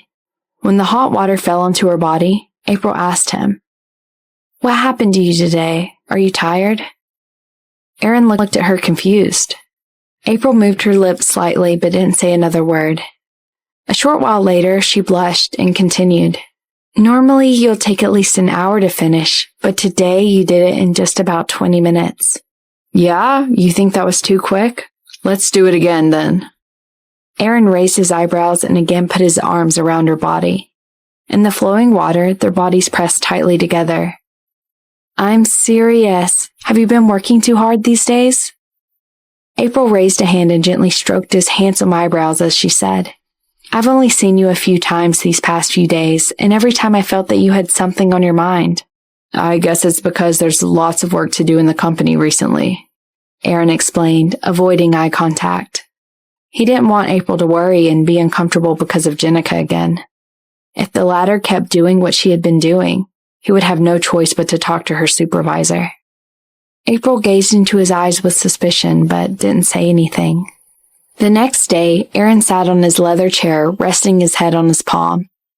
Olive carefully poured him a cup of coffee. She opened her mouth a few times, but didn't say anything. At last, she couldn't help but let out the words, Mr. Bennett, everyone in the company is talking about you being crazily pursued by a woman. Aaron's lips twitched slightly. He felt that he was being hunted by a female psychopath. Olive gathered her courage and suggested, I think you need to solve this problem as soon as possible. If Miss Eisenberg knew about this, she would certainly be unhappy. Aaron nodded. Soon after that, he realized what he just heard. You're only here to serve me coffee. Who gave you the guts to come to me and gossip? He said with a grim voice. Marvin heard him and walked into the office hurriedly. He said to Olive, Olive, get out. As Olive left, Marvin said, Mr. Bennett, that girl is frank and outspoken. Don't blame her. What on earth did she offer you to make you protect her like this? Aaron crossed his arms. Were you her back door into this company? Marvin took fright. Mr. Bennett, he said, I didn't even know her before. How could I possibly be her back door? Did she even have a back door? How am I supposed to know? I just guessed so, said Aaron expressionlessly. Marvin burst into roaring laughter in his head. Please don't make judgments based on your guesses. Mr. Bennett, Miss Lewis is on the square downstairs again. Aaron stayed silent for a few moments. I'll go down there and talk to her. A couple of seconds later, he stood up and went downstairs. Seeing him come out of the building, Jenica quickly walked to him saying, Aaron, I'm finally seeing you again. You're touched, aren't you? Jenica, this is not our school or the yard of the place where we lived. What you did has already affected my work. Do you understand? Aaron said with a serious look. I used to feel that you're a nice person, but how come you've become like this? You are terribly narcissistic. If you keep doing all these things, I'll have no choice but to talk to your supervisor. All those years you've spent in the army weren't easy. Please don't destroy yourself. Are you worrying about me? Jenica laughed. Aaron was honestly speechless. How could such a narcissistic and weirdly imaginative person exist in the world? Aaron, what are you two doing? All of a sudden, April's voice was heard. Aaron's whole body tightened. He turned to find that April was standing there. He didn't even know when she had arrived.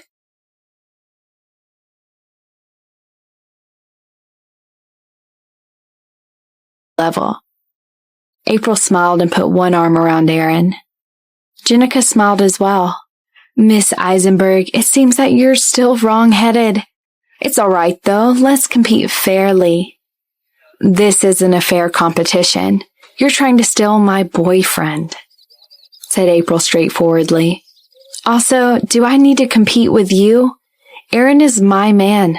As his girlfriend, I hate that you always show up around him. Please do not come here again.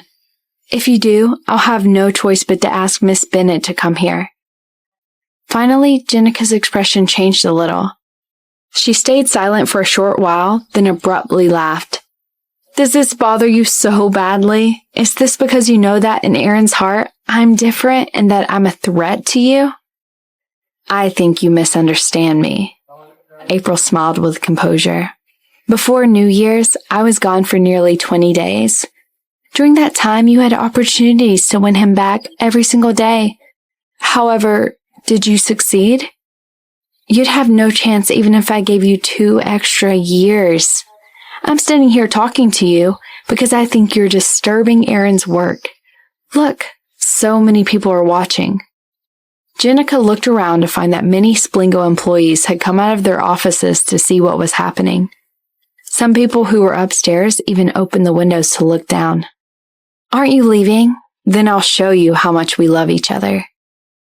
Aaron had been about to berate his employees when April suddenly dragged him over and stood on tiptoe to kiss his lips. Aaron's eyes popped in shock. His woman used to be so extremely sensitive. She was even shy about kissing in public, but now she had actually kissed him in front of so many people. She even boldly stuck her tongue in his mouth to tantalize him. His April had become possessive. He liked it, though. The more possessive she was, the more it proved that she cared about him. Aaron couldn't resist the temptation and immediately kissed her back. Looking at the two of them kissing each other was so hard, Jenica even started shaking with anger. The man whom she loved the most was kissing another woman so deeply and passionately right in front of her. She couldn't help it. Her eyes turned red. Finished kissing, April put her arms around Aaron's neck, looked him in the eyes and asked him, Do you love me? I do. Aaron pressed his lips together. He hadn't had enough kissing yet. What about her? April glanced defiantly at Jenica. Aaron didn't even look at Jenica but responded, Who the hell is she? Jenica trembled with rage.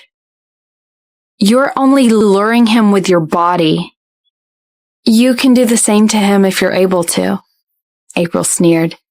Miss Lewis, when two people are in love, they will instinctively want to touch and fulfill each other.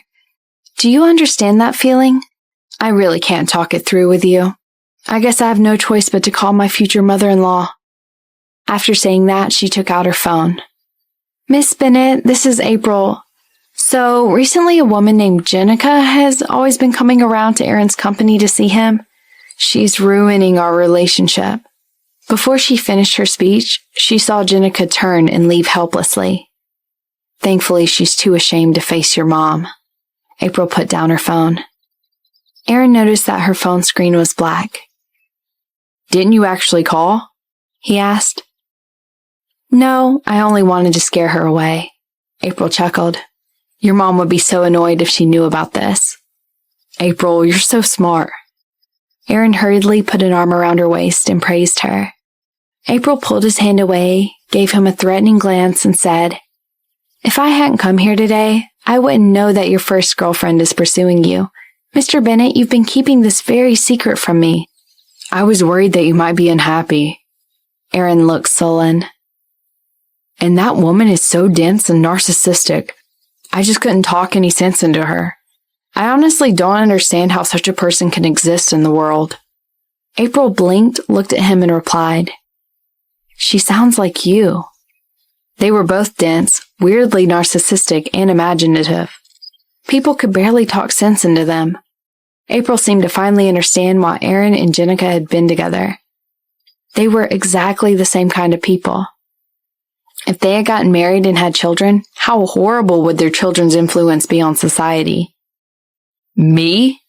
Aaron sneered. Please don't compare me to her. I'm a reasonable person. Indeed, they also both lack self-knowledge, April thought. April sighed slightly and said, So the perfect woman in your head turns out to be like that. Aaron didn't respond. Was April angry? He should talk less when she got angry, shouldn't he? Sylvia said so last time. Why don't you say something? Do you disagree with me? April looked him in the eyes. I agree with you. Aaron nodded, then changed the topic. Why are you here today?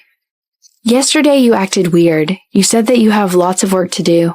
I worried that you might be overloaded, so I came here to check on you. However, it turned out that you weren't busy with work. April pinched his arm grumpily. Aaron didn't complain about the pain. On the contrary, he smiled as he put his arms around her and said, April, you care about me so much. If I had known that you were so good at fighting your rival in love, I'd have invited you here long ago. I remember that you didn't need me to deal with these kind of problems before, said April sourly. Back in California, Isaac was so pissed off because of what you said. How come you're not willing to do the same to your first girlfriend? Where are your mean words? Normal people can't survive your talking, can they? Aaron paused for a second, then hurriedly explained. It's because Jenica isn't a normal person. As you just saw, she's extremely thick. It's not because she's thick. It's because you're soft-hearted. Aaron poked his chest hard and said, She's in a high position now, but she came here to see you every day. You have every reason to sue her for harassment, but you didn't because you didn't want to affect her career. You're soft-hearted. Hearing that, Aaron stayed silent for a short while, then responded, Being a soldier is difficult. She earned her career by serving as a soldier for 10 years. If I sued her, her future career might be influenced. I've been giving her chances over the past few days. Today is the last day. I came down here to talk to her today because I wanted to tell her that if she refuses to leave, I'll tell her superior about this. April understood. In fact, when she had first met him, she thought that he was a cold and bad-tempered person. As she spent more time with him, she found that he was actually soft-hearted, even though he always said mean words to his friends and family. Jenica was not like Isaac. She was straightforward, not scheming, even though she could be quite clingy sometimes. Unlike her, Isaac would play all sorts of dirty tricks. Aaron, I liked the way you were before. You were mean to any woman who had inappropriate feelings towards you. April put her arms around his neck. She admitted that she was getting more and more sensitive. She did not want Aaron to have anything to do with Jenica. You're so possessive, but I like you being possessive, and I like the way you kissed me just now. I'll do whatever you say. Aaron held her hand and walked upstairs. As they walked through the door, his employees who had been watching the show all swiftly darted back into their offices. It seems that all your employees have now learned about you and Miss Lewis, April teased him. Yeah, and they saw you kiss me bossily. Aaron gave a faint smile. April glanced him shyly. She had been hot-headed just now. It was also because Jenica made her so angry last time, and she still had not gotten over it. They took the elevator to the CEO's floor. As they came out of the elevator, they heard Olive's voice from the pantry nearby. What do you think Miss Lewis will do tomorrow? She has sent up giant balloons and announced her love on a huge screen. Will she take a helicopter and shout, "I love you" in the sky tomorrow? She said to the group of secretaries. Aaron immediately pulled a long face. Olive, is the CEO's office too comfortable for you? Is that why you're gossiping during work hours? He yelled with a deep and cold voice. Olive and those secretaries all paled with fear. Mr. Bennett, I'm sorry, I'll never do it again. Olive hurriedly covered her trembling lips. You don't have enough work to do. You'll surely gossip when you don't have any work to do, Aaron said. Which company has no gossips?